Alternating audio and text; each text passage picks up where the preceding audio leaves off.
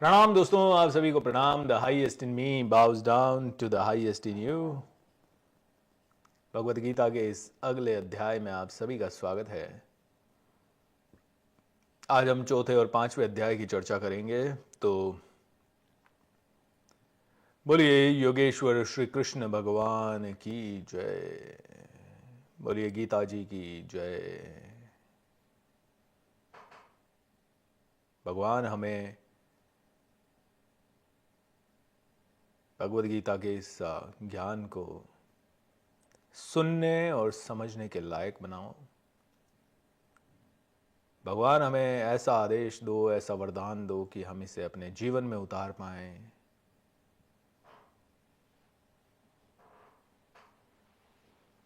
मानी मन प्रार्थना कीजिए कि भगवान समस्त दिव्य शक्तियां आपके साथ इसी समय पधार रही है, विराज रही हैं। आपके इसी रूम में, आपके इसी जगह पे सारी दिव्य शक्तियां इकट्ठी हो रही हैं।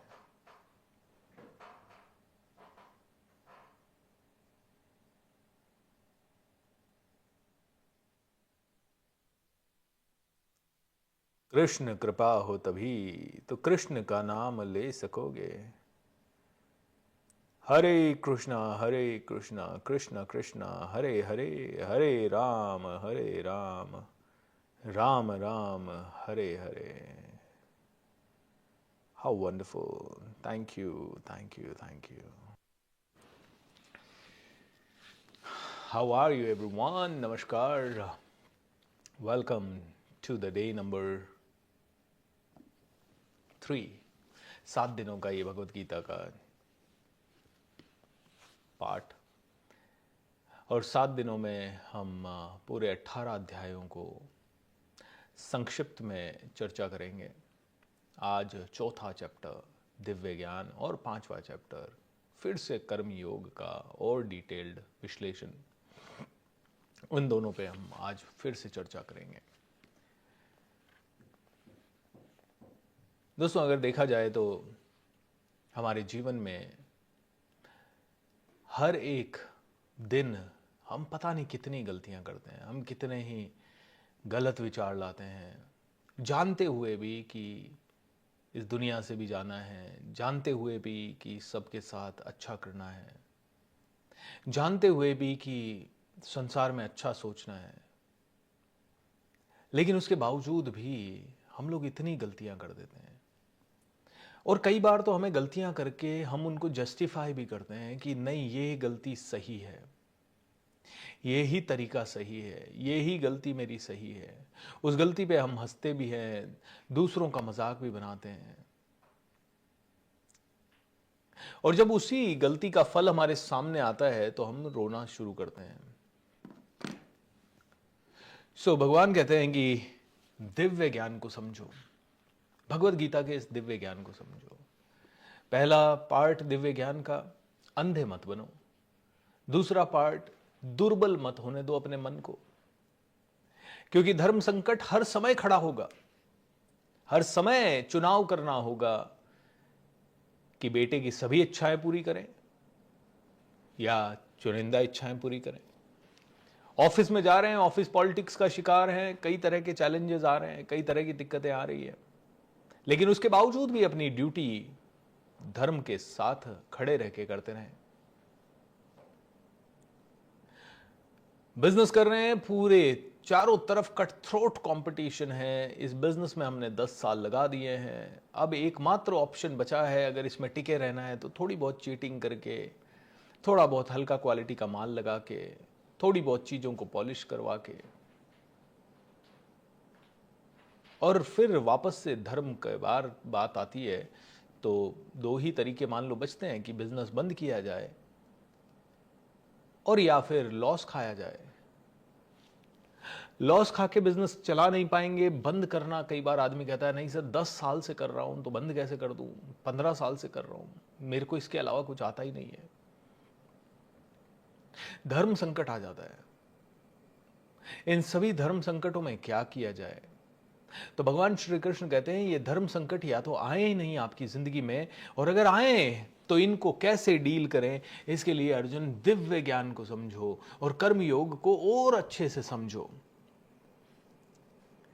तो आइए शुरू करते हैं, थोड़ा सा पढ़ते हैं और उसके बाद शुरू करेंगे।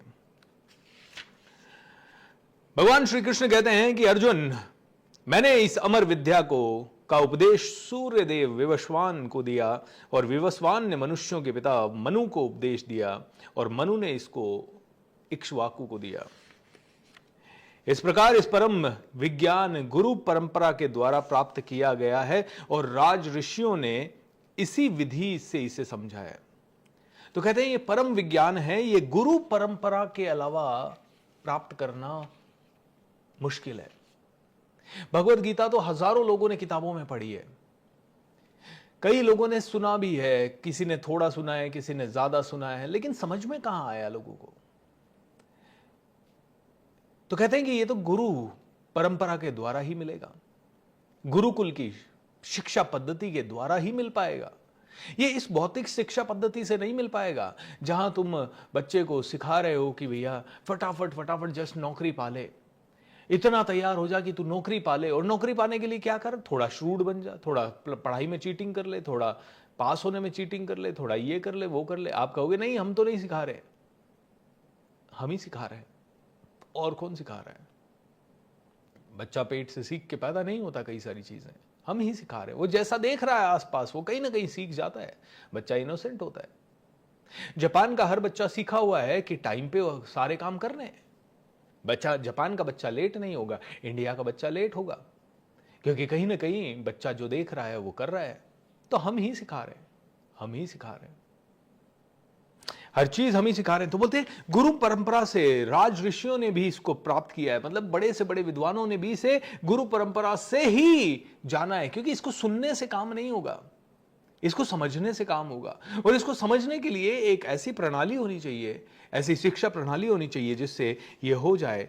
और धीरे धीरे ये विज्ञान लुप्त होता जा रहा है अर्जुन, क्योंकि ये लुप्त इसलिए होता जा रहा है क्योंकि आज की शिक्षा पद्धति अलग तरह की है। आज मेरे द्वारा वही यह प्राचीन योग यानी योगेश्वर के साथ अपने संबंध का विज्ञान तुमसे कहा जा रहा है, क्योंकि तुम मेरे भक्त हो, मित्र हो। भगवान कहते हैं कि तुम्हें अगर ये विज्ञान जानना है तो तुम्हें मेरा भक्त बनना होगा। भक्त को ही मिल सकता है, गुरु परंपरा से जो भक्ति से सीखेगा, किसी प्रामाणिक गुरु की शरण में जाके ऐसे नहीं मिलेगा, ये इसी तरह से नहीं मिलेगा, तुम्हें समझ ही नहीं आएगा। अदरवाइज तुम कितना भी पढ़ लो, तुम पढ़ भी लोगे, तुम कह दोगे कि मैं पंडित हो गया हूं, मैं समझदार हो गया हूं, पंडित मतलब विद्वान हो गया हूं, मैं समझदार हो गया हूं, मुझे आ गया है, लेकिन ये तुम्हें समझ में नहीं आएगा। सूर्यदेव, तो अर्जुन कहता है भगवान आप क्या बात कर रहे हैं, सूर्यदेव आपसे पहले हो चुके हैं पैदा, ऐसे कैसे हो सकता है? सूर्यदेव तो आपसे बहुत बड़े हैं, बहुत सालों पहले हो चुके हैं, आपने उनको कैसे कहा? तो भगवान कहते हैं अर्जुन बस ये ही तेरे को समझना है, तेरी चेतना पे पर्दा पड़ा हुआ है, तुझे अपना पुराना जन्म याद नहीं है, तुझे तेरे पुराने जन्म याद नहीं है। लेकिन एक मिनट के लिए सोच तो सही, तो इस जन्म में जो बना वो बना क्यों? इस जन्म में हजारों लोग हैं, लेकिन तुझे ही मैं गीता ज्ञान को कह रहा हूं, तेरे सामने ही मैं क्यों खड़ा हूं? सोच तो सही, क्या रीजन होगा कि तू ये बात बोल रहा है और तू ये बात सुन रहा है? क्या रीजन है कि कोई इंटरनेट पे कोई सॉफ्टवेयर बना रहा है, और क्या रीजन है कि कोई बेचारा पूरी जिंदगी तड़प रहा है लेकिन फिर भी उसको एक धेले की सफलता नहीं मिल रही? कई लोग मैंने ऐसे देखे जिनके पिताजी इस दुनिया से चले गए, माताजी बीमार है, पत्नी बीमार है, बच्चे को कोई ना कोई प्रॉब्लम है, और वो एक आदमी बेचारा दिन रात परेशान हो रहा है सबका घर चलाने के लिए, सबका भरण पोषण करने के लिए। कई लोगों को तो मैंने ऐसे देखा है कि 5-5 सालों के अंदर जिनके घरों में 5-5, 6-6 डेथ हो गई। किसी के अंकल की डेथ हुई पहले, फिर फादर की डेथ हुई, फिर मदर की डेथ हुई, फिर किसी और की डेथ हुई। मतलब 5-6 साल से वो परिवार सिर्फ डेथ ही देखे जा रहा है। कई ऐसे लोग हैं जिनके घरों में पता नहीं क्या क्या चैलेंजेस चल रहे हैं, जो आप और मैं कल्पना भी नहीं कर सकते। ऐसे चैलेंजेस चल रहे हैं। कल भी हमने कुछ चैलेंजेस का उनमें वर्णन किया, तो बोलते हैं कि ऐसा क्यों है, ऐसा क्या होगा अर्जुन ऐसा इसीलिए है क्योंकि कहीं ना कहीं ये जन्म और मृत्यु की साइकिल चल रही है, और जो भी तुम्हारी साइकिल चल रही है, तुम्हारे साथ तुम्हारे संस्कार जा रहे हैं, तुम्हारे साथ तुम्हारी एनर्जी जा रही है। तुम जो भी इस कम जन्म में कर रहे हो, तुम क्या लगता है तुम भूल जाओगे? प्रकृति तुम्हें उसका दंड देगी ही देगी। प्रकृति का विधान है, ये विधि का विधान है। तो अर्जुन पूछता है, तो सर ये बताइए, बुरा आदमी इतने सारे बुरे कर्म करता है, फिर भी कई बार वो बुरा आदमी चाहता है कि मुझे बड़ी कार मिल जाए और आप दे देते हो, बुरा आदमी चाहता है बड़ा घर मिल जाए और आप दे देते हो, बुरा आदमी चाहता है बहुत सारा सोना चांदी ये जवाहरात आ जाए, वो उसको मिल जाता है, अच्छा आदमी बेचारा बहुत सारा करने की सोचता है, उसको कई बार नहीं मिलता है, ऐसा क्या रीजन है? तो यहां पे भगवान श्री कृष्ण एक बहुत ही प्यारी चीज समझाते हैं। भगवान श्री कृष्ण कहते हैं कि तुझे क्या लगता है, यू आर द डूअर, तू कार्य कर रहा है। अर्जुन तुझे क्या लगता है, तू कार्य कर रहा है? अर्जुन ये भी पूछता है कि सर कर्म फलों का त्याग मैं करूं कैसे, सबसे बड़ा बलिदान है क्या? तो भगवान श्री कृष्ण कहते हैं अगर कर्म फलों का त्याग करना है तो सैक्रिफाइसेस करने होंगे, सैक्रिफाइसेस करने होंगे, सैक्रिफाइस करने की आदत डालनी होगी। What do you mean by sacrifice? Sacrifice means तू अपने आप को ये जान ले कि you are not the doer, तू काम कर ही नहीं रहा है, तूने पैसे कमाए, तूने पैसे कमाए नहीं है। तू कौन होता है पैसे कमाने वाला? तू कौन होता है बोलने वाला? इस समय तेरे को मैं विचार दे रहा हूं ऊपर से, तुझसे मैं करवा रहा हूं ये कार्य, तू तो सिर्फ एक इंस्ट्रूमेंट है, तू तो एक बांसुरी है। उस बांसुरी की औकात नहीं है कि वो अपने आप बज जाए, उस बांसुरी को बजाने वाला डिसाइड करेगा कि उसमें से स्वर क्या निकले। बांसुरी तो सभी के हाथ में हो सकती है, सभी के आसपास बांसुरी दे दी जाए, क्या सभी लोग सेम धुन निकाल पाएंगे? बिल्कुल नहीं। सभी के पास हारमोनियम दे दिया जाए, क्या सभी लोग सेम धुन निकाल पाएंगे? बिल्कुल नहीं। बोले अर्जुन इसी तरह से तू जो कर रहा है ना, वो तू नहीं कर रहा है, तेरे थ्रू मैं या तेरे थ्रू परमात्मा या तेरे थ्रू प्रकृति इसको बता रही है। तो सबसे पहले अगर तू ये समझ लेगा कि यार मेरे कर्म फल हैं जो मेरे हैं ही नहीं, जो बुरे आदमी को मिला, तो भगवान कहते हैं कि ये तो विधि का विधान है, ये तो प्रकृति का नियम है। मैंने ये नहीं देखा है कि अच्छा कौन और बुरा कौन है, मैंने तो सूर्य बना दिया है, अब वो अच्छे को भी ऊर्जा दे रहा है और बुरे को भी ऊर्जा दे रहा है। ऐसे ही मैंने विधि के विधान बना दिए, मैंने तीन चीजें बना दी है। कर्ता एक नहीं होता, कर्ता तीन होते हैं अर्जुन, तीन तीन कर्ता होते हैं, ये ध्यान से सुनिएगा आप। तीन कर्ता है अर्जुन, पता है कौन कौन से? पहला कर्ता है तुम स्वयं, तुम्हारे विचार, तुम्हारे पास एक ही कंट्रोल है, विचार छोड़ना। वो विचार भी वैसे तो मैं ही देता हूं तुम्हें, लेकिन फिर भी तुम्हारे पास विचार देना है। तुमने कहा मुझे 100 करोड़ रुपए चाहिए, तुमने कहा मुझे कार चाहिए। अभी लॉ ऑफ अट्रैक्शन के तरीके से भी इसको ध्यान से सुनिएगा। जो आप में से कई लोग कहते हैं ना कि अरे सर मैं तो बहुत इच्छाएं कर रहा हूं लेकिन पूरी नहीं हो रही है, तो ये बहुत ही अच्छा इसका उदाहरण है, उसका एक्सप्लेनेशन है। बोलते तुझे लगता है तू अकेला करता है, लेकिन तू अकेला करता नहीं है, तीन करता है। पहला करता है तू खुद, जहां तू विचार दे सकता है, बस इतना ही काम कर सकता है तू। उसके बाद दूसरा करता है परमात्मा।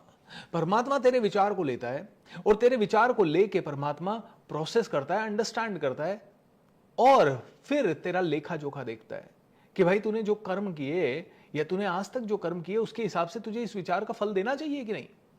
जैसे कि कर्ता कौन है? तीन है। जैसे कि एक बच्चा है, बच्चे ने कहा मुझे मोटरसाइकिल चाहिए, डिजायर जाती है पापा के पास, पापा कहते हैं यार इसको अभी तो ये 11 साल का है, मोटरसाइकिल दिला नहीं सकते। और फिर पापा प्रकृति को आदेश देते हैं कि प्रकृति यानी समाज, देश, दुनिया, पैसे, जो भी है। तीसरा करता है प्रकृति। बोले भगवान तुम्हारा लेखा जोखा देखने के बाद फिर प्रकृति को आदेश देते हैं कि इसको देना है तो इस तरह से देना है, इसको इस तरह से पहले परिपक्व बनाओ और उसके बाद दो, नहीं तो इसको देना ही नहीं है। ये अगर इस तरह से तैयार हो जाए तो देना। तो पिताजी पैसे को आदेश देते हैं या अपने माता जी को आदेश देते हैं जब ये 18 साल का हो जाए तब इसको बाइक दिलाएंगे। या फिर ये कह सकते हो बच्चे का थॉट है, गवर्नमेंट ऑफ इंडिया के पास जाता है, गवर्नमेंट ऑफ इंडिया फादर को आदेश देती है कि भाई डिपेंडिंग अपॉन इसकी एज इसको बाइक दिला सकते हो। ऐसे ही पुरुष है, प्रभु है और प्रकृति है। पुरुष, प्रभु, प्रकृति। बोलते ये पुरुष, प्रभु, प्रकृति, ये तीन करता है। तुम्हारे पास कोई भी डिजायर आई, सारी डिजायर थोड़ी फुल हो जाएगी। गंजे को गंगी थोड़ी मिल जाएगी। क्यों मिल जाएगी? मिल भी जाए तो गंजा करेगा क्या? बोले आपके अंदर एक अलग लेवल की एनर्जी है, आपकी एनर्जी अलग है, आपका तरीका अलग है, आपका स्वभाव अलग है, आपके कर्म अलग है। उन कर्मों के हिसाब से आप परिपक्व हुए हो या नहीं हुए हो, तो उसके हिसाब से मैं देखूंगा कि तुम्हें क्या फल देना है। और उसके बाद अगर मैंने वो फल तुम्हें देने की कोशिश की तो मैं खुद नहीं दूंगा, मैं प्रकृति को आदेश दूंगा और फिर प्रकृति अपने आप को अलाइन करेगी तुम्हें फल देने के लिए। इसीलिए कहते हैं दोस्तों, तुम्हारा काम है नेकी कर दरिया में डाल। आपका काम है कर्म किए जा, फल की इच्छा मत कर, क्योंकि फल तुम्हारे हाथ में है ही नहीं। मिलेगा भी कि नहीं मिलेगा, आज मिलेगा या 100 साल बाद मिलेगा, 50 साल बाद मिलेगा, 25 साल बाद मिलेगा, तुम्हारे हाथ में है ही नहीं, क्योंकि प्रकृति पहले पूरी तैयारी करेगी, पहले तुम्हें तैयार करेगी। इसीलिए कहते हैं सोच समझ के मांग लो। तुम कहते हो 100 करोड़ चाहिए, तो फिर जलने को तैयार भी हो जाओ, क्योंकि पहले प्रकृति तुम्हें 100 करोड़ के लिए तैयार करेगी। और 100 करोड़ के लिए तैयार करने के लिए तुम्हें उठाएगी, गिराएगी, तुम्हारे पास चीटर्स लाएगी, तुम्हारे पास ऐसे लोग लाएगी जो तुम्हारे नौच खाएंगे, और तब तुम शायद सीखोगे सिस्टम बनाना है, तब तुम सीखोगे शायद बिजनेस बनाना है, तब तुम सीखोगे शायद। लेकिन उस पूरी प्रोसेस से तुम ग्रिल होने के लिए तैयार अगर नहीं हो तो 100 करोड़ भूल जाओ।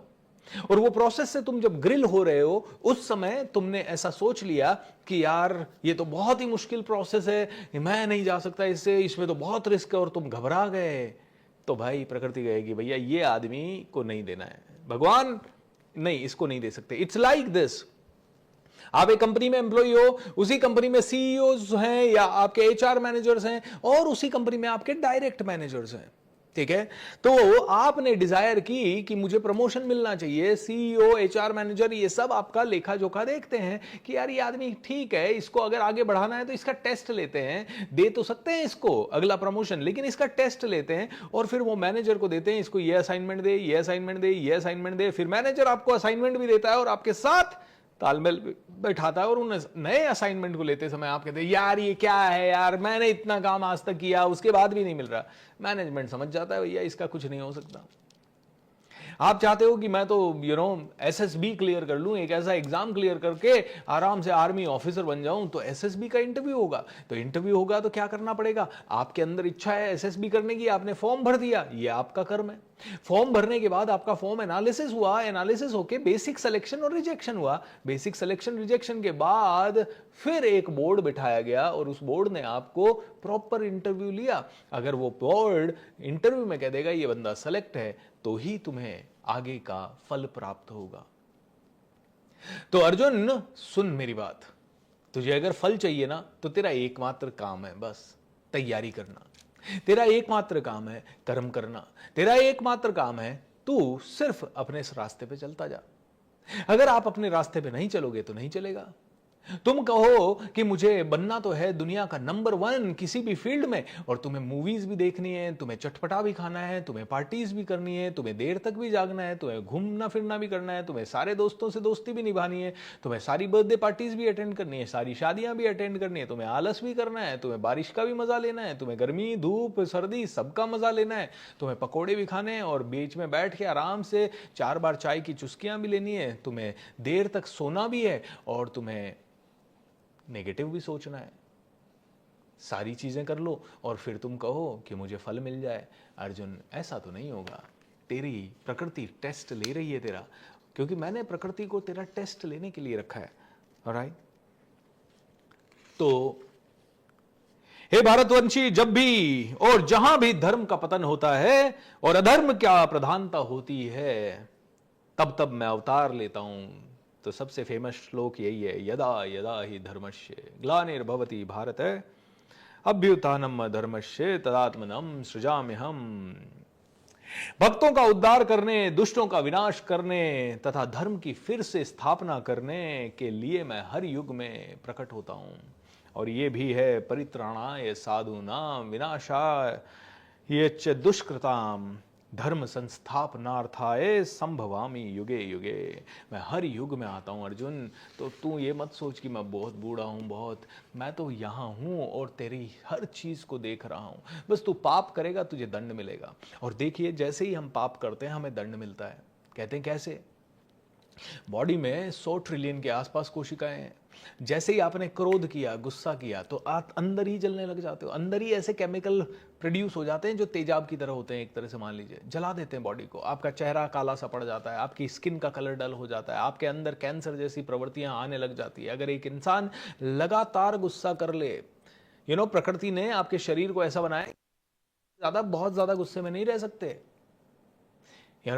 और गुस्से में रह भी लो तो गुस्सा कर नहीं सकते 5-10 मिनट से ज्यादा। 5 मिनट का क्रोध करके तो देखो, जल जाओगे अंदर से पूरा, खतरनाक लेवल पे। वो क्या है? वो प्रकृति का दंड है। आप 2 4 5 10 दिन, 15 दिन, 20 दिन, 25 दिन आप क्रोध कर लो, आप पता नहीं पूरे खत्म से हो जाओगे, आपकी पूरी एनर्जी खत्म हो जाएगी। और प्रसन्न आदमी दिन भर रह ले, दिन भर प्रसन्न रह ले, सुबह से रात तक प्रसन्न ले ले, 10 20 25 50 दिन कंटिन्यू प्रसन्न रह ले, उसकी एनर्जी कम नहीं होगी बल्कि बढ़ती जाएगी। हम ये मैजिक ऑफ थिंकिंग रिच करते हैं, हमारी एनर्जी बढ़ती जाती है, बढ़ती जाती है, बढ़ती जाती है। और कभी ऐसा होता है ना कि किसी कारण से कोई स्ट्रेस आ जाता है, ऑफिस का, बिजनेस का, घर का, परिवार का या हेल्थ का, और आप स्ट्रेसफुल थॉट्स में चले जाते हो, तो ऐसा लगता है एक दिन भी भारी लगता है, वो एक दिन भी काटना ऐसा लगता है, किससे बात कर लूं, क्या कर लूं, क्या कर लूं यार, क्या करूं, कौन सी मेडिटेशन करूं, ये कैसे, किसकी राय ले लूं, कैसे, पागल से हो जाते हो, सर नोचने का मन करता है। आपके साथ भी होता होगा। एक दिन का स्ट्रेस हम ढंग से हैंडल नहीं कर पाते, लेकिन प्रसन्नता को हम चाहे जितने साल हैंडल कर सकते हैं। See the magic. प्रसन्न है, कोई बात करने वाला भी नहीं है, नाच लेंगे, गा लेंगे, घूम लेंगे, शांति से हवा में बैठ जाएंगे, आहा मजा ले लेंगे, भगवान को धन्यवाद दे देंगे, आरती कर लेंगे, पूजा कर लेंगे, सेवा कर लेंगे, पढ़ लेंगे, गाने सुन लेंगे, बहुत सारी चीजें कर लेंगे। और आदमी अपसेट है तो उससे 1 घंटा नहीं कटता, क्या करूं भगवान, इतना स्ट्रेस क्यों है मुझे, इससे पास जाऊं, इसके पास जाऊं। तो अर्जुन समझ मेरी बात, ये जो स्ट्रेस है, ये जो तनाव है, ये सब तेरे को समझना होगा, तुझे अपने आप को चेंज करना होगा, बदलना होगा। ये तनाव सिर्फ एक ही चीज से है, बहुत सारी इच्छाओं के कारण, बहुत सारी इच्छाएं, मैं जल्दी ऐसा हो जाऊं, मैं जल्दी वैसा हो जाऊं, मैं जल्दी ये कर लूं, मैं जल्दी। ये तनाव इसलिए है क्योंकि एक्सेप्टेंस मिसिंग है, एक्सेप्टेंस है ही नहीं, एक्सेप्टेंस भी नहीं है और भोगने की इच्छा बहुत ही ज़्यादा है।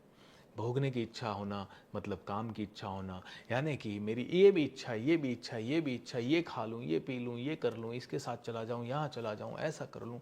बोलते हैं अर्जुन ये तो एंडलेस है। तो क्या इच्छाएं नहीं होनी चाहिए? बिल्कुल होनी चाहिए, नो प्रॉब्लम। लेकिन इच्छा तू कर, बट इच्छा कर ले और उसके बाद छोड़ दे। तेरा काम इतना ही है। तू जब काम कर रहा है, तू इस समय बिजनेस कर रहा है, तो बिजनेस कर रहा है या गल्ले पे बैठा है, तो तू सिर्फ कस्टमर को सर्व करने पे दिमाग लगा, बस इतना ही दिमाग लगा। तेरा ये काम नहीं होना चाहिए कि ये कस्टमर कल भी आए और 2 लाख रुपए दे के जाए या 5 लाख रुपए दे के जाए या 50 लाख दे के जाए। ये तेरा काम नहीं है। तेरा काम है उसको इस समय बहुत सर्व करना। तेरा काम है, अगर तू इस समय सेल्स कर रहा है तो तबीयत से सेल्स कर। कस्टमर का काम है तेरी सेल्स पिच को एक्सेप्ट करना या नहीं करना। तू कस्टमर के ऑब्जेक्शन लिए, फिर तूने उन ऑब्जेक्शन को हैंडल किया, फिर उन्होंने ऑब्जेक्शन लिए, फिर तूने ऑब्जेक्शन को हैंडल किया, इतना ही कर सकता है। पैसा देना नहीं देना कस्टमर के पास है। कस्टमर तेरे को 5 लाख देगा, 50 लाख देगा, ये कस्टमर के ऊपर है।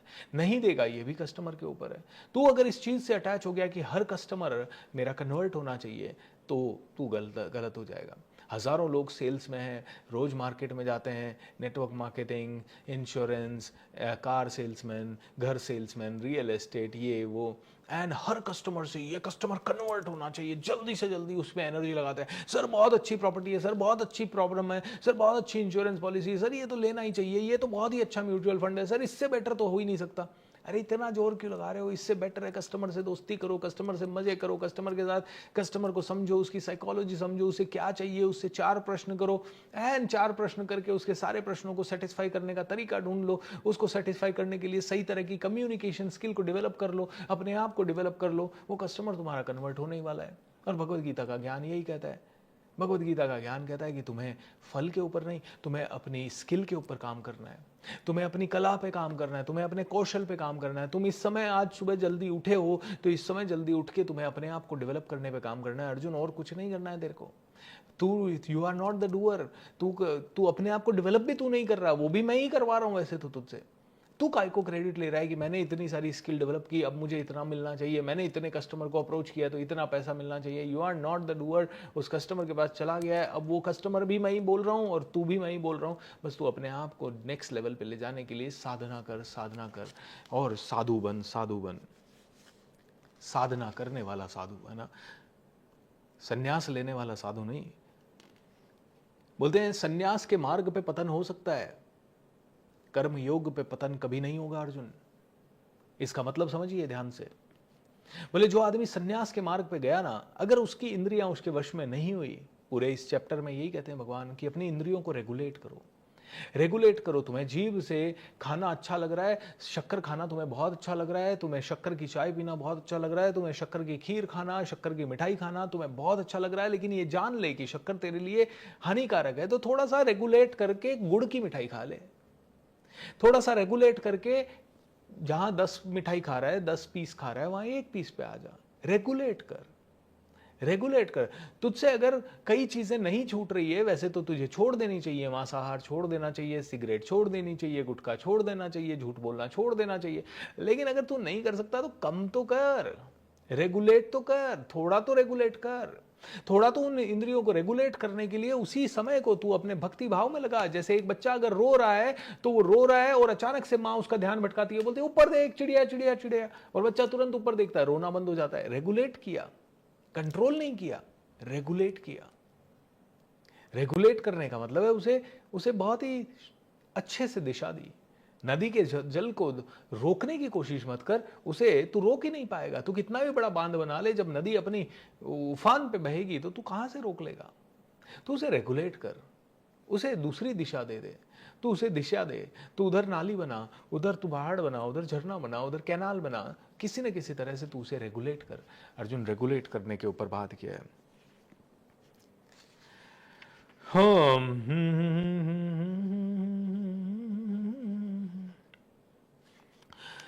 तो आसक्ति, भय तथा क्रोध से मुक्त होकर, मुझ में पूर्णतया तन्मय होकर और मेरी शरण में आकर बहुत से व्यक्ति भूतकाल में मेरे ज्ञान से पवित्र हो चुके हैं। भगवान की शरण में आना है तो सबसे पहला अटैचमेंट को छोड़ना होगा। अटैचमेंट ही आपके दुख का कारण है। और अटैचमेंट को कैसे छोड़ोगे? अटैचमेंट को डिटैचमेंट का प्रैक्टिस से छोड़ोगे। तो यहां पे एक बहुत ही प्यारा सा कॉन्सेप्ट आता है जिसको बोलते हैं डिलेड ग्रेटिफिकेशन। क्या होता है डिलेड ग्रेटिफिकेशन? अब इसको प्रैक्टिस मैं भी बहुत कम कर पाता था, लेकिन मैंने बहुत सारी चीज़ों में इसको प्रैक्टिस किया। लेकिन अभी पिछले 1-1.5 साल से मैंने इसको बहुत अच्छे से प्रैक्टिस किया है। भाई, जो भी चीज़ तुम्हें बहुत ज़्यादा संतुष्टि देती है, उसे थोड़ा सा खाने में या डिले करो, उसे पाने में डिले करो, थोड़ा सा डिले कर दो। ठीक है कि हाँ भाई, मुझे भूख लग रही है। जैसे कल रात को हमारी टीम को भूख लगी थी, लेकिन हमने कहा सुंदरकांड का पाठ करेंगे, हनुमान चालीसा का पाठ करेंगे, ये सब करके फिर खाएंगे। तो डिनर 1.25 घंटा लेट हुआ। ऑलराइट, टीम का 1.25 घंटा लेट हुआ। मैंने हर सैटरडे को उपवास करना सोचा है, तो फ्राइडे को शाम को 6 बजे के बाद मैं नहीं खाता, या हर रोज 6 बजे के बाद नहीं खाता। तो अब जो भोजन की इच्छा है उसको डिले कर दिया। तो फ्राइडे को शाम को 6 बजे खाया, वहां से सैटरडे पूरा चला गया, उसके बाद अब खाएंगे। तो ये एक डिलेड ग्रेटिफिकेशन हो गया कि आपको भोजन से जो तुरंत ग्रेटिफिकेशन मिल रहा है, आपने उपवास करना थोड़ा सीखा। इसीलिए हर धर्म में उपवास की प्रथा है, ताकि भगवान कहता है इस तरह से तुम सीखो तो सही थोड़ा सा, कि थोड़ा तो डिटैचमेंट हो, थोड़ा तो तुम अपनी डिटैच तुम फुल्ली नहीं भी हो पाओ तो अपने अटैचमेंट को थोड़ा सा डिले करो। तुम्हें चाहिए कि तुम्हें जल्दी से जल्दी घूमने जाना है, थोड़ा 2 दिन डिले कर लो। तुम्हें चाहिए कि अभी का अभी मूवी देखना है, तो तुम अपने आप को कहो कि अभी नहीं, मैं ये पर्टिकुलर काम कर लूंगा, अपनी पढ़ाई कर लूंगा, उसके बाद 10 दिन मैं पढ़ाई करने के बाद 11वें दिन मूवी देखूंगा। तो डिले करो अपने चीजों को, धीरे धीरे अनासक्त हो जाओ। अनासक्त होना क्यों जरूरी है? क्योंकि भाई तुम जो भी क्रिएट कर रहे हो वो एक दिन जाएगा। मत मुझे बताइए कौन सा हीरो टॉप पे पहुंचा था और वहीं पे अटका हुआ है? नहीं नहीं, धीरे धीरे या तो उम्र के साथ तुम नीचे जाओगे, उम्र के साथ तुम्हें काम मिलना बंद होगा, या तुम धीरे धीरे तुमसे और बेटर कलाकार आएंगे उसके कारण, या फिर इस संसार का टेस्ट बदलेगा उसके कारण। तुम्हें नीचे तो जाना ही पड़ेगा। कहते हैं कि तुम चले गए एवरेस्ट के ऊपर जाने के लिए, तुम निकले, लेकिन तुम्हारा 90% टाइम जो है ना वो वैली में निकलेगा। वैली यानी नीचे पे निकलेगा। तुम ऊपर तो मुश्किल से कितनी देर रह लोगे? 3 मिनट, 2 मिनट, 5 मिनट, इतनी देर रह पाओगे एवरेस्ट के ऊपर? तुम पीक पे रह नहीं सकते ज्यादा देर। तो तुम्हें नीचे तो जाना ही जाना है। और तुम अटैच करके बैठ गए, नहीं मेरी पीक मैंने इतने सालों से की है, मैं ही बादशाह।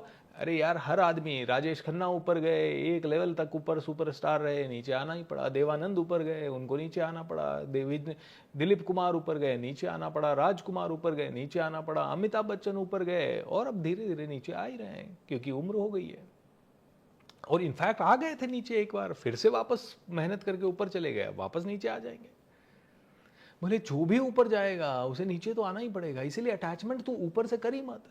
ओ मेरा बेटा, बहुत प्यार मिलता है इससे, मुझे बहुत प्यार मिलता है, इसके अलावा मेरी दुनिया नहीं है। दुनिया बना दूसरी, तेरा बेटा तेरे साथ नहीं रहने वाला है। रह जाए तो उसके कर्म है, या रह जाए तो उसकी सद्बुद्धि है, लेकिन तुम उस पर अधिकार जमा लो कि नहीं मेरा बेटा मेरे साथ ही रहे, मेरी बेटी मेरे साथ ही रहे, मेरी। आज देखिए शादियों के टूटने का कारण क्या है, क्योंकि अटैचमेंट टूटता ही नहीं है। शादियां टूटने के 90% कारणों में से इंडिया में स्पेशली, मुझे नहीं पता विदेश का, इंडिया का सबसे महत्वपूर्ण कारण है शादी के बाद भी हर एक छोटी डिटेल के लिए लड़की का अपने माता पिता से बात करना। अब अगर माता पिता बहुत ही समझदार हैं तब तो बात अलग है, वो समझा देंगे, वो सही तरह से डील करेंगे। लेकिन अधिकांश माता पिता को कहानी एक तरफा मिलती है। लड़की इधर से फोन करती है, बोलती है आज तो मेरी सास ने मुझसे ज्यादा काम करवा लिया और उसने मेरी बुराई कर दी और मेरे को डायरेक्ट डांट दिया, और लड़की रोने लग जाती है। उसको पता नहीं क्या होता है, क्योंकि होता भी है, रोना आएगा भी, क्योंकि यार दिन भर आप झाड़ू पोछा बर्तन पता नहीं क्या क्या कर रहे हो। आपको लगता था कि आपका करियर बहुत अच्छा बनेगा, आपको रानी की तरह रखा जाएगा, और ये क्या आपको तो नौकरानी बना दिया है। तो लड़की को भी रोना आ गया। अगर रोना आ गया तो वो माता पिता के सामने रोएगी, अपने सास ससुर के सामने तो रोएगी नहीं, तो वो जाके फोन कर देती है माता पिता को, माता पिता के सामने रोने लग जाती है। माता पिता को बायस स्टोरी मिली और उनको लगा यार हमारी बच्ची के साथ तो पता नहीं क्या हो गया। अब माता पिता अनजाने में एक बार तो सुन समझा देंगे, दूसरी बार समझा देंगे, 10 बार समझा देंगे, 11वीं बार माता पिता कहे अरे यार इतनी दुखी है तो छोड़ना पड़ी, नहीं रहना उस सास के साथ। एंड इधर लड़की को एक मोहर मिल गई, नहीं रहना इस सास के साथ। एंड बस घर टूटने का यही सबसे बड़ा कारण है। आप में से कई लोग हो सकता है मेरी इस बात से सहमत ना हो, बट ये तो है ही है, 100% है। समझदार माता पिता नहीं टूटने देंगे। समझदार माता पिता कहेंगे तेरे घर की बात मेरे यहाँ पे करने की जरूरत नहीं है, तू बता तेरे को कोई डिसीजन लेना है, तेरे को कोई सोना चांदी खरीदना है, उसमें तेरे को कोई राय चाहिए, तेरे को तेरे बेटे को कहीं पढ़ाना है, उसमें तेरे को कोई राय चाहिए तो राय मांग ले, तू मेरे से फालतू की बुराई करने की बात मत कर। ये समझदार माता पिता का बात हो गया। लेकिन समझदार माता पिता है का 5 बार लड़की रोएगी, फिर लड़की रो के इमोशनल करेगी, बोलेगी यार आप भी मेरी बात नहीं सुनोगे तो मेरी बात कौन सुनेगा। अटैचमेंट हो रखा है ना अभी भी उस परिवार से बहुत ज्यादा, वो टूट ही नहीं रहा, वो आसक्ति जा ही नहीं रही। तो अटैचमेंट भय एंड क्रोध से मुक्त, क्रोध कम से कम, भय, भय को तो पूरा हटाना है। दोस्तों मैं आपको एक छोटी सी चीज बताता हूं, मैं भयंकर रूप से डरता था, लेकिन मैंने 10-15 चीजें की जिससे मेरा डर काफी कम हो गया है। मतलब आता है लेकिन बहुत कम हो गया है। जैसे एडवेंचर ट्रिप आप सभी लोग करें, क्योंकि आज हम युद्ध लड़ने की नौबत तो हमारे पास कहाँ आ रही है। हम में से, आप में से कौन युद्ध लड़ेगा, हम कहाँ तलवार लेके जाने वाले हैं युद्ध क्षेत्र में, और कहाँ किसी से लड़ने वाले हैं। पता नहीं क्या होगा कि नहीं होगा वो इस जन्म में, हो भी गया तो आपको और मुझे कहाँ तलवार चलानी आती है। और आज तलवार के ज़माने में गए, आज तो न्यूक्लियर अटैक के, एआई से अटैक के, पता नहीं कौन कौन से तरीके आ गए, तो उसमें आप और मैं कहाँ टिक पाएंगे। उसके लिए तो ट्रेंड आर्मी ही चाहिए। तो हम और आप अपना भय कैसे निकालें, हम और आपको अपना भय निकालने के लिए एडवेंचर ट्रिप्स पे जाएं। ये बहुत ही पावरफुल चीज़ है। पब्लिक स्पीकिंग करें, भय निकलेगा। लोगों का ही तो भय है आपको सबसे ज़्यादा। पब्लिक के सामने बात करें, बोले अपने भय से मुक्त हो जा, धीरे धीरे अपने सारे भय से मुक्त हो जा। व्यापार कर, व्यापार करने में, जॉब में भय नहीं निकलता है, क्योंकि जॉब में तो तुम्हें पता है कि सीधे गए, सीधे बैठ गए, वहीं पे बैठ के वहीं से वो जो इंस्ट्रक्शन मिल रहे हैं उतने एग्जीक्यूट करने हैं, जितने एग्जीक्यूट हो गए, नहीं हुए तो 6 बज गया घर आ जाना है। जॉब में नहीं होगा भय। बिजनेस में हर रोज भय आएगा। कभी पैसा देना है यार कहाँ से लाएं, अरे अब ज़्यादा काम करना पड़ेगा, अरे फिर कस्टमर ऐसा बोल रहा है, कस्टमर नाराज़ हो गया, उसको फेस करना है, ऐसा करना है, वैसा करना है, इतने सारी चीज़ें भय आएगी। बोलते हैं बिजनेस कर, तो बिजनेस करें, एडवेंचर ट्रिप्स पे जाएं, कहीं ना कहीं पब्लिक स्पीकिंग करें, समाज के कुछ काम करें, लोगों को फेस करें, सेल्स करें। सेल्स सबसे जल्दी भय निकाल सकता है किसी भी चीज़ का, क्योंकि सबसे बड़ा भय आपको लोगों का ही है। बोले भय से छुटकारा पा, क्रोध से छुटकारा पा, ये सब से छुटकारा पाएगा तो ही भगवान को प्राप्त हो पाएगा। जिस भाव से सारे लोग मेरी शरण ग्रहण करते हैं उसी के अनुरूप मैं उन्हें फल देता हूं। भाव के भगवान, भाव के भूखे हैं भगवान, प्रेम के प्यासे हैं। एक बहुत ही प्यारी कहानी मेरे पास कल व्हाट्सएप पे आई थी कि एक छोटा बच्चा होता है जो चर्च में जाता है, और चर्च में फादर प्रेयर कर रहे होते हैं, छोटा बच्चा भी हाथ जोड़ के प्रेयर कर रहे होते हैं। तो भगवान को क्या मतलब, जो फादर होते हैं, फादर को क्यूरियोसिटी आती है, यार ये इतना छोटा बच्चा 2-3 मतलब दूसरी तीसरी क्लास में होगा, बोले ये इतना छोटा बच्चा क्या प्रे कर रहा होगा, मैं पूछता हूँ इससे। फादर गए, बेटा बेटा बेटा बेटा बताओ आप क्या प्रेयर कर रहे थे, आप क्या प्रे कर रहे थे। तो बेटा बोलता है पहले आप बताओ। तो पादरी ने कहा मैंने पहले पूछा तो आप बताओ। बोले नहीं नहीं नहीं पहले आप बताओ। तो पादरी ने कहा अपनी प्रेयर बता दी, मैं तो जय हनुमान ज्ञान गुण सागर बोल रहा था जी। अच्छा अब सॉरी मुझे नहीं पता ईसाइयों की कौन सी प्रेयर होती है। तो फादर ने कहा मैं तो ये वाली प्रेयर कर रहा था। ऑलराइट, ठीक है। तो बच्चे ने कहा मैं कौन सी प्रेयर कर रहा था? बोले मैं ABCDEFGH ये बोल रहा था। तो फादर बोलते हैं कि अरे ये कोई प्रेयर थोड़ी होती है, this is not the prayer बेटा, ये तो ABCD है। प्रेयर तो ये वाली होती है जो मैं कर रहा हूँ, तुम ये वाली सीखो। बोले फादर आपकी प्रेयर जो है ना उसमें भी 26 अल्फ़ाबेट्स होंगे, है ना, हर अल्फ़ाबेट। आपने कहा I am your divine child, तो बोले उसमें भी D है, I है, V है, I है, ठीक है ना, N है। तो मेरी भी ये ABCD जो है इसमें A से Z तक सारे अल्फ़ाबेट हैं। आपके भी सारे 26 अल्फ़ाबेट यूज़ हो रहे हैं, मेरे भी 26 अल्फ़ाबेट यूज़ हो रहे हैं। फ़र्क इतना सा है, आपको ये प्रेयर आती है, मुझे नहीं आती। मैंने भगवान को कह दिया भगवान ABCD से सारे अल्फ़ाबेट है, अपने हिसाब से जमा लो, जैसे जमाना है। जो प्रेयर बनानी है आप बना लो, मैं तो आपको रॉ मटेरियल दे रहा हूँ, आपको मैं आटा दे रहा हूँ, दाल दे रहा हूँ, चावल दे रहा हूँ, आपको जो खाना बनाना है बना लो इससे। आपको दाल बाटी बनानी है, आपको लिट्टी चोखा बनाना है, आपको इससे क्या बनाना है, जो भी बनाना है, पराठा बनाना है, रोटी बनानी है, क्या बनाना है बना लो। बोलते भगवान भाव के भूखे हैं। एक बहुत बड़े संत थे, मंदिर में जब गए तो उन्होंने देखा एक गरीब सा व्यक्ति बैठा हुआ दीवार के सहारे कुछ पढ़ रहा है। बोले क्या पढ़ रहा है? बोले मैं भगवत गीता पढ़ रहा हूँ। अबे तूने गीता तो उल्टी पकड़ रखी है, गीता तो तूने उल्टी पकड़ रखी है। ओ उल्टी पकड़ रखी है, मुझे नहीं पता था मैंने उल्टी पकड़ रखी है। और तू रोए क्यों जा रहा है? बोले मैं रोए जा रहा हूँ क्योंकि मैं इस भगवत गीता को पढ़ रहा हूँ और मुझे भगवान दिखाई दे रहे हैं और मैं रोए जा रहा हूँ। मैं इमेजिन कर रहा हूँ भगवान कैसे होंगे और मैं रोए जा रहा हूँ। अरे बोले उल्टी पढ़ रहा है तो कैसे भगवान दिखाई देंगे? बोले मेरे गुरु महाराज ने कहा गीता पढ़ोगे भगवान दिखेंगे, गीता पढ़ोगे भगवान दिखेंगे। मेरे को क्या पता साहब, मैं तो अनपढ़ हूँ, मुझे नहीं पता ये सीधी है कि उल्टी है, मैं तो बस पढ़ रहा हूँ क्योंकि मेरे गुरु महाराज का आदेश हुआ कि पढ़ना है। भगवान भाव के भूखे हैं, भगवान प्रेम के प्यासे हैं। बोलते हैं वो संत कहे अरे बेटा तू मुझसे ज़्यादा बड़ा पंडित है, उसके चरणों में गिर गए। तू मुझसे ज़्यादा बड़ा विद्वान है, तू मुझसे ज़्यादा बड़ा भक्त है, तू मुझसे बहुत ही प्यारा भक्त है। एक और ऐसी कहानी, एक व्यक्ति बहुत ज़्यादा माता पिता की सेवा में लीन रहता था। वो कहता है भगवान मेरे लिए कुछ नहीं है, मेरे लिए तो माता पिता है बस। वो माता पिता की दिन रात सेवा करता था। एक दिन भगवान विष्णु को बड़ी दया आई। भगवान विष्णु ने कहा यार इसको तो दर्शन दे के आने पड़ेंगे, इससे तो मिल के आना पड़ेगा। भगवान विष्णु, लक्ष्मी जी ने कहा मैं भी साथ चलूंगी, तो दोनों साथ चले गए। दोनों ने उसके द्वार खटखटाया। उसने कहा अभी मत आओ, अभी मेरे माता पिता की सेवा का टाइम है, अभी नहीं आने की ज़रूरत है। तो भगवान ने कहा अरे भाई मैं हूँ, प्रभु है तो मैंने थोड़ी बुलाया आपको, मैंने क्यों थोड़ी बुलाया आपको, क्यों आए हो आप? अभी मेरे माता पिता की सेवा का टाइम है, मेरे को उनकी सेवा करने दो, मैं बाद में मिलूंगा आपसे। बोले नहीं हम भगवान हैं और हम तेरी सेवा से प्रसन्न होकर ही तेरे पास आए हैं, तेरे को वरदान देने के लिए आए। मेरे को नहीं चाहिए वरदान, मेरे माता पिता के नींद में खलल आ जाएगा, मुझे नहीं चाहिए आपका वरदान। लक्ष्मी जी को बड़ा गुस्सा आया। बोले ये क्या है, ये भगवान को ना कर रहा है, ऐसा कौन सा भक्त है? तो विष्णु जी ने उसको समझाया अरे भाई स्वयं त्रिलोकीनाथ तेरे पास आए हैं, तेरे को बोले आए हैं तो मैंने थोड़ी बुलाया, आए हैं तो अब आए भी हो तो चुपचाप से वहां बैठ जाओ, मेरा इंतजार करो, पहले मेरे माता पिता की सेवा पूरी होगी उसके बाद आपसे मिलूंगा। लक्ष्मी जी को बड़ा क्रोध आया। बोले चलो यहाँ से, यहाँ इतना अनादर हो रहा है। और भगवान मुस्कुराए, बोले बस यही तो है, यही सच्चा कर्म कर रहा है, यही सच्चा कर्म कर रहा है कि ये इंसान अपने कर्म में इतना तल्लीन है कि इसको कोई इच्छा नहीं है कि भगवान मिले या ना मिले, इसको कोई इच्छा नहीं है। बोले आप भगवान की इच्छा से सन्यास में चले गए तो सन्यास में भी तुम पूरी तरह से भटक जाओगे। बोलते हैं सबसे ज़्यादा पतन तुम्हारा सन्यास मार्ग पे ही होने का है, सबसे ज़्यादा पतन तुम्हारा हो सकता है भक्ति मार्ग पे ही हो जाए, क्योंकि तुम भक्ति कर रहे हो एक इच्छा से भगवान मिले, और तुम्हें तो डूबना पड़ेगा जैसे ये बंदा अपने माता पिता की सेवा में, क्योंकि इसको पता है बुढ़ापे में माता पिता इसको ज़्यादा से ज़्यादा क्या दे देंगे, आशीर्वाद दे देंगे, फिर भी ये बढ़िया तरीके से कर्म किए जा रहा है। बोले ये लेवल तुम्हारा कर्म का आ गया तो भगवान को प्रकट होना पड़ेगा, भगवान प्रकट हो जाएंगे।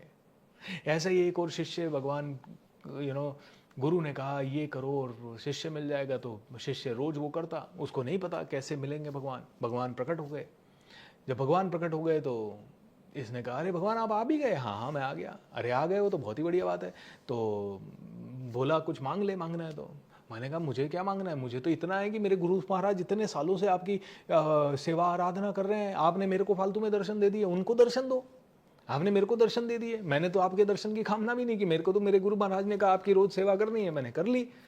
अब आप मेरे गुरु महाराज, आज उनकी उम्र हो गई 80 साल, उनको दर्शन दो। बोले मैं नहीं दे रहा उनको दर्शन नहीं दे रहा तो निकल जाओ, मुझे भी आपको नहीं देखना। आंखें बंद कर ली भक्त ने। भक्त ने आंखें बंद कर ली, बोले गुरु महाराज के कहने पे आपने गुरु महाराज को दर्शन नहीं देने तो जाओ यहां से, मेरे क्या काम के, मेरे को तो मेरे गुरु हैं, अगर आप मेरे सामने आए हो तो मेरे गुरु के कारण आए हो, मैंने थोड़ी बुलाया आपको। मेरे गुरु ने कहा भैया रोज दीपक जला देना, मेरे गुरु ने कहा रोज ये पाठ कर लेना, मैंने कर लिया, बस मुझे तो इतना ही पता था, आपको देना है दर्शन तो मेरे गुरु। अरे बेटा ठीक है माफ कर, चल तेरे गुरु को बुला के ला, मैं दर्शन देता हूँ। गुरु को बुला के ले आया, गुरु ने कहा क्या बात कर रहा, भगवान का दर्शन हो गया। गुरु जब आए, गुरु की आंखें खुली की खुली रह गई, oh my God oh my God oh my God, भगवान आ गए। बोलते हैं कभी कभी आपके कर्मों के कारण दूसरों का उद्धार भी हो जाता है। गुरु कहे बेटा तूने सच्ची भक्ति की है, मुझे तो इतने जन्म हो गए लेकिन अभी तक मेरे को भगवान नहीं दिखे, लेकिन आज तेरी कृपा से मुझे हो गया। और चेला बोले नहीं गुरु महाराज आपने बोला तो आपकी कृपा से मुझे। अब चेला बोले नहीं गुरु जी की पत्नी को भी दर्शन दो। तो कहते हैं कि कई बार आपके कर्म अगर शुद्ध होते हैं तो भगवान को आपका सारथी बनना पड़ता है, आपका सारथी बनने को तैयार हैं वो, आपके हिसाब से चलने को तैयार हैं वो। बोलते हैं लेकिन उसके लिए तुझे अटैचमेंट छोड़ना होगा, भय छोड़ना होगा, क्रोध छोड़ना होगा, स्वर्ग यहीं प्रकट कर दूंगा तेरे लिए। कहते हैं तू मेरे रास्ते पे चल कर तो देख, सारे भंडार ना खोल दूं तो कहना। तू मेरे सारे रास्ते पे चल के तो देख, सारे भंडार ना खोल दूं तो क्या कहना। कैसा लग रहा है दोस्तों? क्वेश्चंस भी आ रहे होंगे एंड बहुत ही प्यारा ये ज्ञान है, मतलब बड़ा आनंददायक है।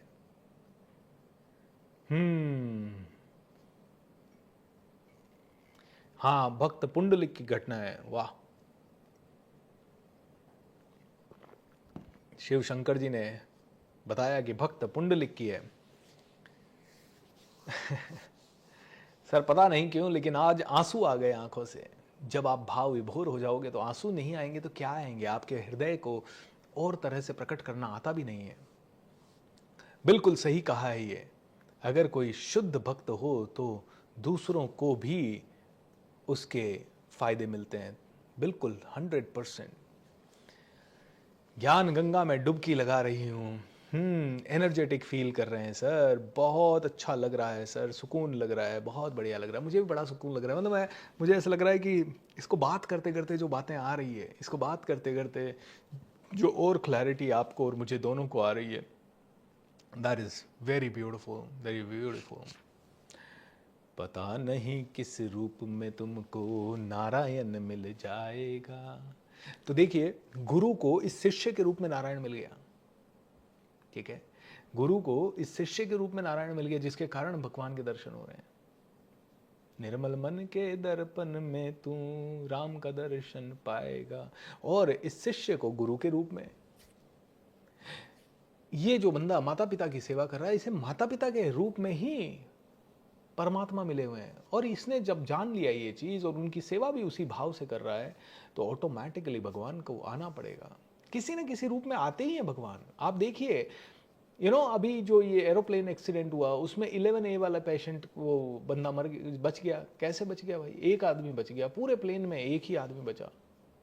कोई तो सद्बुद्धि आई उस समय, कोई तो उसके साथ कुछ तो हुआ, शायद उसके पुराने जन्मों का या इस जन्म का कोई तो कर्म उसके आड़े आया, या उसका या उसके माता पिता का कर्म आड़े आया, कोई तो कर्म आड़े आया कि उसके कारण उसका बचाव हुआ। इनफैक्ट ऐसा भी सुना है कि कोई लोग, एक आदमी था जो उस दिन फ्लाइट में जाने वाला था लंदन में, उसकी इंपॉर्टेंट मीटिंग थी, लेकिन किसी कारण से ट्रैफिक में लेट हो गया, पहुंच नहीं पाया, फ्लाइट छूट गई। बहुत कोसा अपने आप को, बहुत कोसा भगवान को, और घर पहुंचा, घर पहुंच के टीवी ऑन किया तो ये एक्सीडेंट की खबर देखी और भगवान के सामने रोने लगा।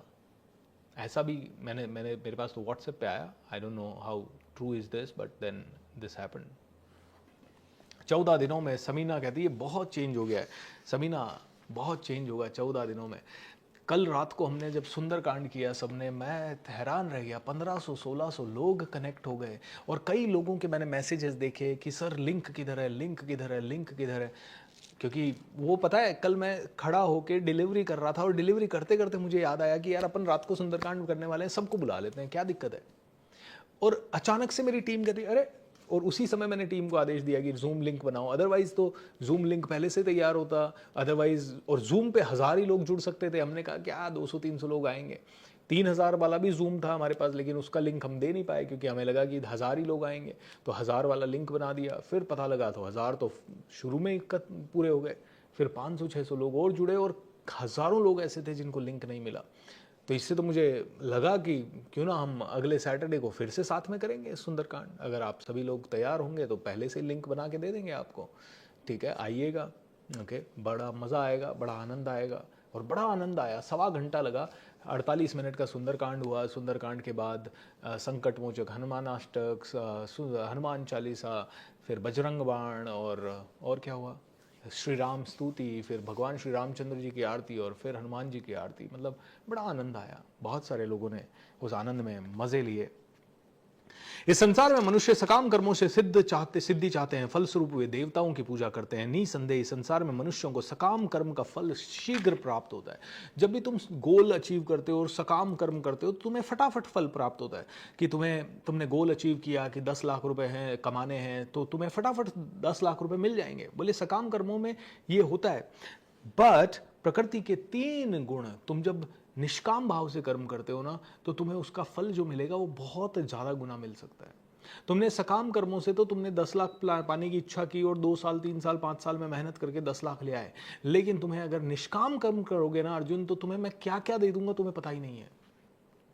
निष्काम कर्म यानी कि मैं इस समय ये भगवत गीता का पाठ कर रहा हूं, मुझे आपसे क्या लालच है, मुझे क्या पता आप में से कौन मुझे क्या देगा और क्यों देगा, है कितना देगा, बट पता नहीं इसका क्या फल हो सकता है। जो मैं कहता हूं 50 करोड़ लोगों को इंस्पायर करना है, क्या पता आप में से कोई कितने लोग मेरे से किस लेवल पे जुड़ जाए और कब किस लेवल पे क्या हो जाए, यू नेवर नो। निष्काम कर्मों का फल बहुत ही जबरदस्त होता है। पता नहीं दोस्तों, मैं मतलब आज 2 चैप्टर करने का सोच के आया हूं, लेकिन 2 होंगे कि नहीं होंगे। तो प्रकृति के 3 गुणों के बारे में, हाँ ये बहुत इंपॉर्टेंट है, ये समझ लीजिए। बोलते हैं प्रकृति के 3 गुणों और उसके संबंध में कर्म के अनुसार मेरे द्वारा मानव समाज के 4 विभाग रचे गए हैं। यद्यपि मैं इस व्यवस्था का सृष्टा हूं, किंतु तुम यह जान लो कि मैं इतने पर भी अव्यय करता हूं। मुझे पर किसी भी कर्म का प्रभाव नहीं पड़ता है की कामना करता हूं। जो मेरे संबंध में इस सत्य को जानता है वह भी कर्मों के फल के पाश में नहीं बनता। भगवान कहते हैं कि न तो मैं कर्म का फल, मतलब मैं कर्मों में बनता ही नहीं हूं। अब सुनिए, भगवान कहते हैं मैंने 4 वर्णों की 4 वर्ण जो कर्म के आधार पे मैंने बनाए, मनुष्यों ने अपना सत्यानाश कर लिया है उन्हीं को जात के ऊपर बांध के। बोले मैंने ब्राह्मण, क्षत्रिय, वैश्य और शूद्र 4 लेवल बनाए, 4 वर्ण बनाए। और ये 4 वर्ण थे काम के आधार पे, कि जो सबकी सेवा करेगा, सबके पूजा करेगा, सफाई कर्मचारी से लेके कोई वॉचमैन का कार्य करेगा, कोई सबके सपोर्ट के जो काम करेगा वो शूद्र होगा। लेकिन शूद्र लोगों ने जात को बना दिया। जो व्यापार करेगा और सबको नौकरी देगा और ज्यादा से ज्यादा लोगों के लिए कुछ ऐसा जीविका उपार्जन का साधन तैयार करेगा वो वैश्य होगा। और जो इन सब की रक्षा करेगा वो क्षत्रिय होगा। और जो इन सबको इंटेलेक्चुअली ज्ञान देगा वो ब्राह्मण होगा। मैं हूं क्षत्रिय लेकिन काम इस समय ब्राह्मण का कर रहा हूं, तो मैं बोले कर्म से क्षत्रिय नहीं हो, मतलब सॉरी, धर्म से क्षत्रिय तुम नहीं हो पाओगे, कर्म से क्षत्रिय होगे। तुम जात से क्षत्रिय नहीं हो, तुम कर्म से क्षत्रिय हो। या कर्म से क्षत्रिय हो कि नहीं हो, पता लगा जन्म तो तुमने ले लिया किसी ऐसी कास्ट में जहां तुम कहते हो अपने आप को ब्राह्मण है साहब, लेकिन तुम्हारे कर्म हैं हाईएस्ट लोवेस्ट कैटेगरी के। बोले फाइन गुड बेटर बेस्ट। बोले ब्राह्मण यानी बुद्धि, जिसके बुद्धि में ब्रह्म बैठ गया हो वो ब्राह्मण है। बुद्धि में ब्रह्म बैठा हो वो ब्राह्मण है। ब्राह्मण जात से थोड़ी होगा भाई। अरे तुम डॉक्टर के बेटे को डॉक्टर मान लोगे क्या? नहीं, डॉक्टर के बेटे को 10 साल तपस्या करनी पड़ेगी, 10 साल डॉक्टरी की पढ़ाई करनी पड़ेगी, तब जाके वो डॉक्टर बनेगा ना। तुम इंजीनियर के बेटे को इंजीनियर की पदवी दे दोगे क्या? तो ब्राह्मण के बेटे को ब्राह्मण की पदवी कैसे दे सकते हो तुम? वर्ण व्यवस्था जो है वो सारी कर्मों के आधार पर थी। बोले मनुष्य ने थोड़ी चापलूसी करी, थोड़ी चीज करी, बोले यार अपन ने ऐसे नहीं किया तो अपने बेटे को तो कोई ब्राह्मण मानेगा ही नहीं। अपने बेटे को जिंदगी भर ब्राह्मण बनाना है तो पूरी दुनिया को बोल दो ये ब्राह्मण का बेटा है, इसके पांव छुओ। अरे जबरदस्ती में, उसमें गुण है ही नहीं है एक भी ब्राह्मण वाला, उसमें क्षत्रियत्व का गुण ही नहीं है। क्षत्रिय होके रोज घबरा रहा है, रोज डर रहा है, रोज नेगेटिव हो रहा है, रोज अरे भाई साहब कोई तो हेल्प कर दो, और किसका लूटने की कोशिश कर रहा है, किसका छीनने। अरे क्षत्रिय तो देने के लिए आया। क्षत्रिय तो ऐसा होता था जो एक गाय की रक्षा के लिए अपनी गर्दन कटा देता था, मातृभूमि की रक्षा के लिए अपना लहू बहा देता था, या किसी निडर होता था, साहसी होता था, काम कर देता था अपना। तुम क्षत्रिय हो ही नहीं। अगर तुम क्षत्रियत्व का तुम्हारे अंदर गुण नहीं है तो तुम क्षत्रिय नहीं हो। बढ़िया का बेटा बढ़िया है, कैसे? वैश्य का बेटा वैश्य कैसे हो गया? उसमें व्यापार के गुण ही नहीं है। अगर उसमें व्यापार के गुण नहीं है तो वो नहीं है, वो तो सेल्फ सेंटर्ड हो रहा है। जबकि व्यापार का गुण ये है कि व्यापार करके हजारों लोगों को रोजगार देना, उन सभी का ध्यान रखना, ये तुम्हारा काम होना चाहिए। ऐसा नहीं कि उन सभी का खून चूस के मेरा ही ध्यान रखना। ये व्यापारी का गुण नहीं है, ये वैश्य का गुण नहीं है। शुद्र हो, सेवा का गुण होना चाहिए। मतलब शुद्र मतलब आप कंपनी के अंदर काम कर रहे हो तो तुम्हारा एकमात्र कर्म होना चाहिए इस समय सेवा करना। तुम ऑफिस बॉय हो तो दिल से सेवा करो, तुम वॉचमैन हो तो दिल से सेवा करो। और सेवा करते समय मैं ये क्यों आ गया, इसको हटा दूं, इसको या इसको चिढ़ दूं, तो तुम शुद्र वाला कभी काम नहीं कर रहे हो। तुम तो पशु योनि में हो, तुम इंसान के कैटेगरी में ही नहीं हो अगर तुम अपने काम को ठीक से नहीं कर रहे हो तो बोलते हैं वर्ण व्यवस्था जो थी हमेशा कर्मों के आधार पे थी और आज भी कर्म के आधार पे होनी चाहिए। तुम तो किताब लेके बैठ गए, मैं ब्राह्मण हूं साहब, मेरी रेस्पेक्ट करो, ब्राह्मण देवता है हमारे, चरण स्पर्श करो। तुम्हारे अंदर ब्राह्मण के गुण क्या है? गुण क्या है? नहीं नहीं मुझे वेद कंठस्थ है, तो उससे क्या हुआ है? उसका आचरण करते हो? नहीं करते हो। तुम्हारी बोली में वो है? नहीं है। तुम्हारे व्यवहार में वो है? नहीं है। तुम्हारे कैरेक्टर में वो है? नहीं है। तो भगवान श्री कृष्ण इवन 5वें अध्याय में भी यही कहते हैं कि कैरेक्टर के बेस पे अर्जुन मैं तुझे सर्टिफिकेट देने वाला हूं। तुझे अगर सच में गीता ज्ञान को अपने जीवन में लाना है तो कैरेक्टर को शुद्ध कर। तो डिग्री लेके मत बैठ कि मैं क्षत्रिय हूं। क्या किया तूने क्षत्रिय हो गए? किसकी रक्षा की तूने अपने अंदर अहंकार को हटाया, तुमने अपने अंदर वो क्षत्रियत्व का भाव जगाया, निडरता लाई। तुम चिंता करते हो ओ पैसे नहीं आए तो अगले महीने क्या होगा। ये क्षत्रिय का गुण नहीं है, ये क्षत्रिय का गुण नहीं है मेरे भाई। क्षत्रिय का गुण है अरे पैसा कैसे नहीं आएगा, मैं लेके आऊंगा, क्योंकि मुझे रक्षा करनी है, अपने परिवार की रक्षा करनी है, फिर अपने समाज की रक्षा करनी है। मुझे देश के लेवल पे सोचना है तो देश के लेवल पे काम करने के लिए जितना पैसा लाना पड़ेगा मैं करूंगा क्रिएट। मैं निडर होकर काम करूंगा, मैं अपने स्किल के कला को कौशल को, चाहे वो तलवारबाजी, पहले के जमाने में वो तलवारबाजी की कला होती थी, वो भाला चलाने की कला होती थी, घुड़सवारी की कला होती थी। आज के जमाने में मैं कम्युनिकेशन की कला लेके आऊंगा, आज के जमाने में मैं लोगों को जोड़ने की कला लेके आऊंगा, आज के जमाने में मैं सिस्टम क्रिएट करने की, ऑर्गेनाइजेशन क्रिएट करने की, बड़े बड़े ऑर्गेनाइजेशन चलाने की कला लेके आऊंगा, हजारों लोगों को एक सूत्र पे पिरोऊंगा, आर्मी बनाने की कला, उस आर्मी को चलाने की कला लेके आऊंगा। लेकिन तुम तो ला ही नहीं रहे हो अर्जुन। तो दोस्तों बहुत ही है, कर्म की बारीकियों को समझना अत्यंत कठिन है। अतः मनुष्य को चाहिए कि वह ये ठीक से जाने कि कर्म क्या है, विकर्म क्या है, अकर्म क्या है। तो 3 और चीजें भगवान ने बताई है। आज थोड़ा लंबा होगा दोस्तों, माफी चाहूंगा। मैं जानता हूं सुबह सुबह आपके कई सारे काम होते होंगे, लेकिन आज संडे है तो आज थोड़ा लंबा कर लेते हैं, 2 चैप्टर तो कर ही लेते हैं। Is that okay? आप में से कितने लोग करेंगे? कितने लोगों को आधा घंटा एक्स्ट्रा हो जाए तो चलेगा? आज हमारा एक वेबिनार भी है दोपहर में 11 बजे से 1 बजे तक। जितने भी लोगों को अपनी पर्सनालिटी को इम्प्रूव करना हो, डेवलप करना हो, वो उस वेबिनार में आ सकते हैं सुबह 11 बजे से 1 बजे तक। तो भगवान कहते हैं 3 तरह की चीजें हैं। कर्म ही नहीं है, कर्म है, विकर्म है, अकर्म है। बोले इन तीनों को जान। जो मनुष्य कर्म में अकर्म और अकर्म में कर्म देखता है वह सभी मनुष्यों में बुद्धिमान है। तो कर्म क्या है, अकर्म क्या है, विकर्म क्या है, इसको जानो। कि जितने भी ऐसे कर्म हैं जो तुम्हें पतन की तरफ ले जा रहे हैं, आलस, निद्रा, बहुत ज्यादा अटैचमेंट, बहुत ज्यादा गुस्सा, बहुत ज्यादा एंगर, बहुत ज़्यादा गलत खान पान, बहुत ज़्यादा गलत हरकतें, बहुत ज़्यादा गलत आदतें, दूसरों का विनाश करने की इच्छा, दूसरों को तड़पाने की इच्छा, दूसरों के ऊपर ब्लैक मैजिक करने की इच्छा, दूसरों को बहुत तरीके से नेगेटिव सोचने की, जेलसी, ये सारे जो तुम्हारे कर्म हैं इनको हम कहेंगे विकर्म। विकर्म है ये सब। विकर्म इससे भी नीचे मान लो कुकर्म। कुकर्म मतलब तुमने बहुत ही गलत ही मर्डर कर दिए, रेप्स कर दिए, तो मतलब वो तो कुकर्म की श्रेणी में चले गए। बट वैसे भगवत गीता के हिसाब से ये सब कर्म जो तुम्हें नीचे की तरफ ले जा रहे हैं वो विकर्म है। जो तुम डेली नॉर्मल तरीके से अपनी जिंदगी में कर रहे हो और सकाम रूप से कर रहे हो कि मैं ये कर्म करूं तो मुझे ये मिल जाए, तो वो कर्म है। और जो तुम निष्काम रूप से कर रहे हो कि मैं बस देता जाऊं, मैं देता जाऊं, मैं देता जाऊं और मुझे क्या मिले पता नहीं, कितना मिले पता नहीं, वो सब प्रभु देखेगा, वो अकर्म कहलाते हैं।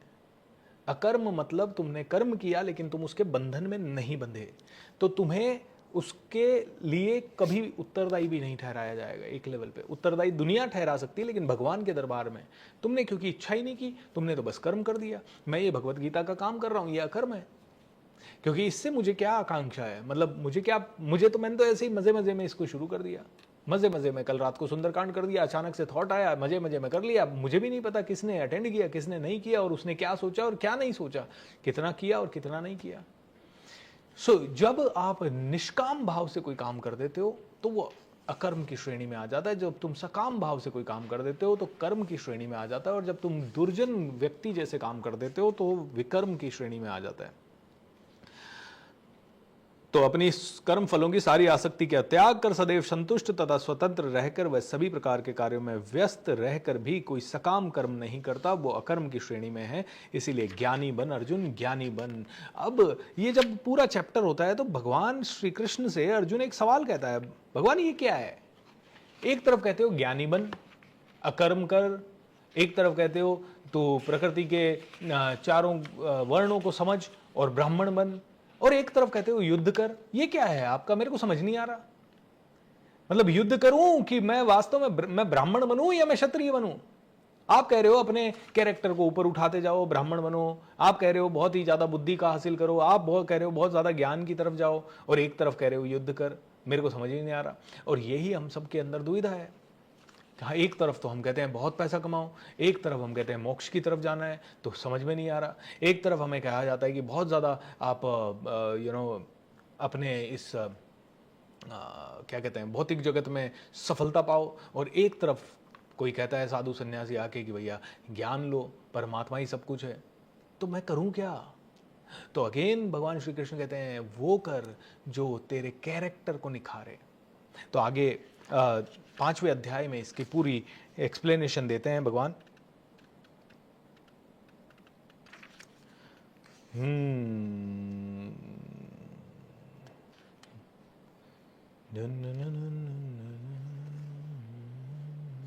तो अर्जुन कहते हैं कि तुम कर्म योग की तरफ बढ़ो, भगवान कहते हैं कि तुम कर्म योग की तरफ बढ़ो, और कर्म योग करने के लिए शास्त्रों का अध्ययन करो, नंबर 1।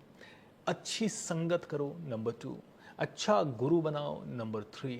नंबर 4, अपने सारे कर्मों को समर्पित करो, डिटैच होते जाओ, धीरे धीरे डिटैचमेंट को प्रैक्टिस करो, डिलेड ग्रेटिफिकेशन को प्रैक्टिस करो। ये सारी चीज़ें करते करते आपकी आत्मा शुद्ध होती जाएगी अर्जुन, और जब आपकी आत्मा शुद्ध होती जाएगी तो तुम्हें अपने आप ज्ञान होने लगेगा। तो अर्जुन का अब वही मन है कि मुझे बताओ भगवान कि कर्म पे जाऊं या ज्ञान पे जाऊं। ठीक है, तो वापस से अब 5वां अध्याय शुरू हो जाता है, और 5वां अध्याय फिर से कर्म योग के ऊपर ही है। अर्जुन ने कहा पहले आपने मुझे कर्म त्यागने के लिए कहा, फिर भक्तिपूर्व कर्म करने का आदेश दिया। क्या आप सब कृपा करके निश्चित रूप से बताएंगे कि इन दोनों में से कौन सा अधिक लाभप्रद है? तो भगवान कहते हैं भक्ति कर।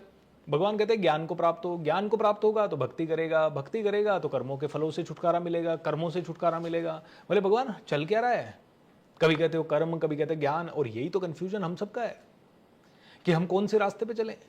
हम भक्ति ज्यादा करें, या हम ज्ञान ज्यादा लें, ज्यादा पढ़ें, या हम ज्यादा सीखें, या फिर हम कर्म करें?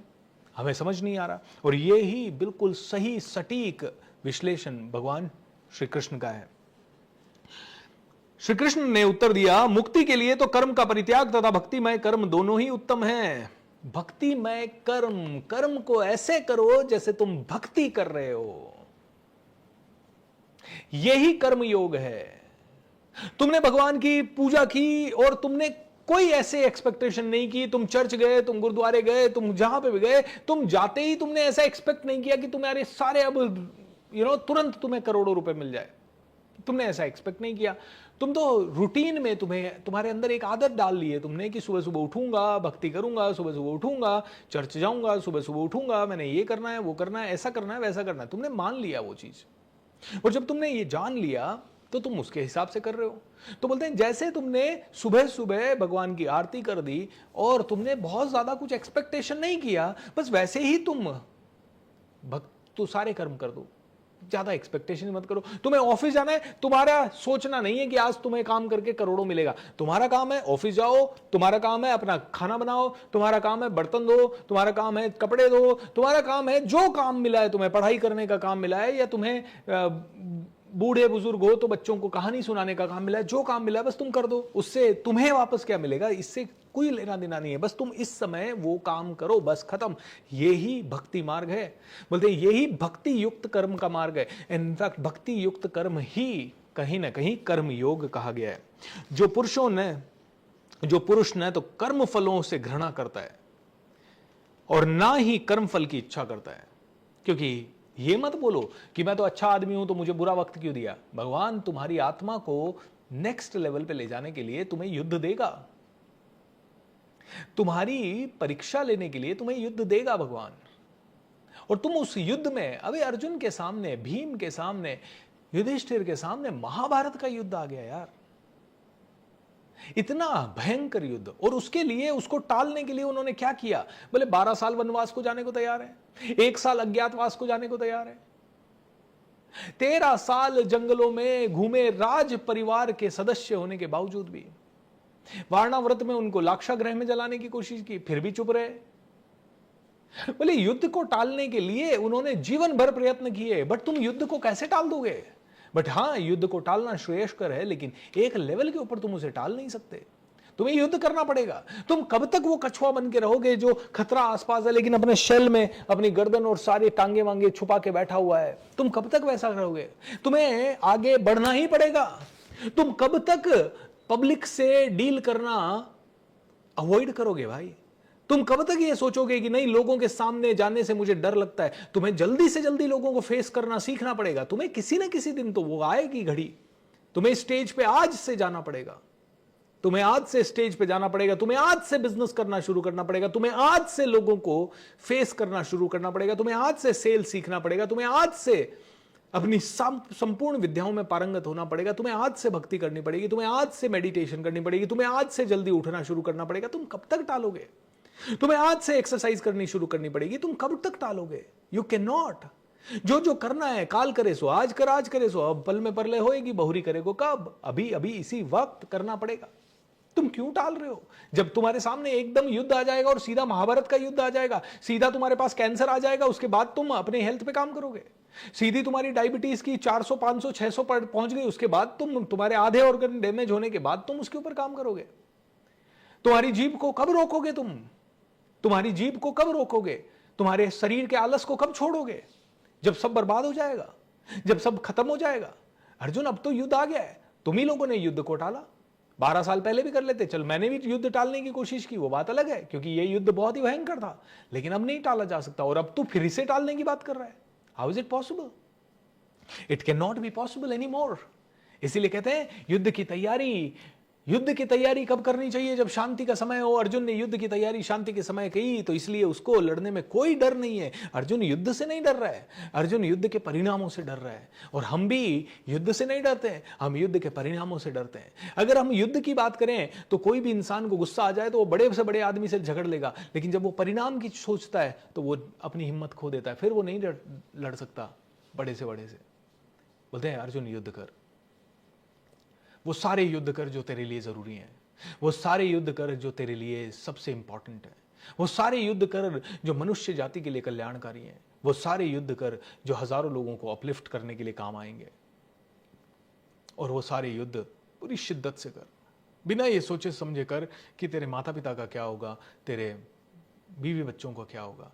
बोले इतना छोटा मत सोच, इतना छोटा मत सोच, क्योंकि तू वीर गति को प्राप्त हो गया तो तेरी माता हो सकता है रोएगी, लेकिन ये युद्ध जरूरी है और उसमें वीर गति किसी न किसी को तो होगी, या तो तेरी या सामने वाले की।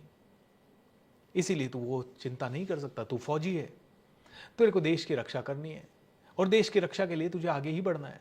अब तू ये नहीं सोच सकता कि तेरे छोटे छोटे 2 बच्चे हैं और उनका क्या होगा। कर्म करते समय ये सोचना पॉसिबल नहीं है। तुम ऑफिस में हो और दिन रात ये सोच रहे हो, अरे शाम को मैं आज तो इस काम से मैं 5 बजे चला जाता हूँ, क्योंकि शाम को 6 बजे तो बीवी बच्चों को टाइम दिया हुआ है। नहीं, तुम्हारी ड्यूटी 6 बजे तक की है, तुम्हारी ड्यूटी 7 बजे तक की है। तुम्हें वो काम करना। हाँ, तुम्हारा अगर फ्लेक्सिबल टाइमिंग है और तुम्हारा काम ऐसा है कि वो कल 1 घंटा जल्दी आके करने में तुम्हें और कंपनी को कोई नुकसान नहीं है तो ऑल राइट। लेकिन अगर कंपनी को नुकसान है तो तुम्हारे परिवार के फायदे के लिए तुम कंपनी को नुकसान नहीं दे सकते। ये कर्म सही नहीं होगा, क्योंकि ये तुम्हारे पास कितने गुना लौट के आएगा तुम्हें भी नहीं पता। तो बताएं, परित्याग करो किसका? कर्म का परित्याग तथा भक्तिमय कर्मयोग दोनों ही उत्तम है। जो पुरुष न तो कर्म के फलों से घृणा करता है और न ही कर्म फल की इच्छा करता है, वह नित्य सन्यासी बन जाता है। नित्य सन्यासी जाना जाता है। तो सन्यासी मत बनो, नित्य सन्यासी बनो। जंगल जाने की जरूरत नहीं है, ऑलराइट। आराम से हिमालय में जाके तपस्या करने की जरूरत नहीं है। नित्य सन्यासी बनो। सब कुछ चल रहा है। हमारे एक गुरु हैं सर श्री, वो कहते हैं तेज संसारी बनो। संसार में रहो लेकिन किसी भी चीज से बंधो मत, कोई भी चीज नहीं। जिस दिन जो छोड़ना पड़े छोड़ दो। अपनी पूरी सबको प्रशंसा चाहिए नहीं चाहिए, हमें छोड़ दो। हमें तो अपना काम करना है। प्रशंसा सारी भगवान को कर दो, सारी प्रशंसा अपने गुरुओं की तरफ डाल दो। बोले तेज संसारी बनो। पता नहीं कब बन पाएंगे, लेकिन हम सभी को प्रयत्न जरूर करना है।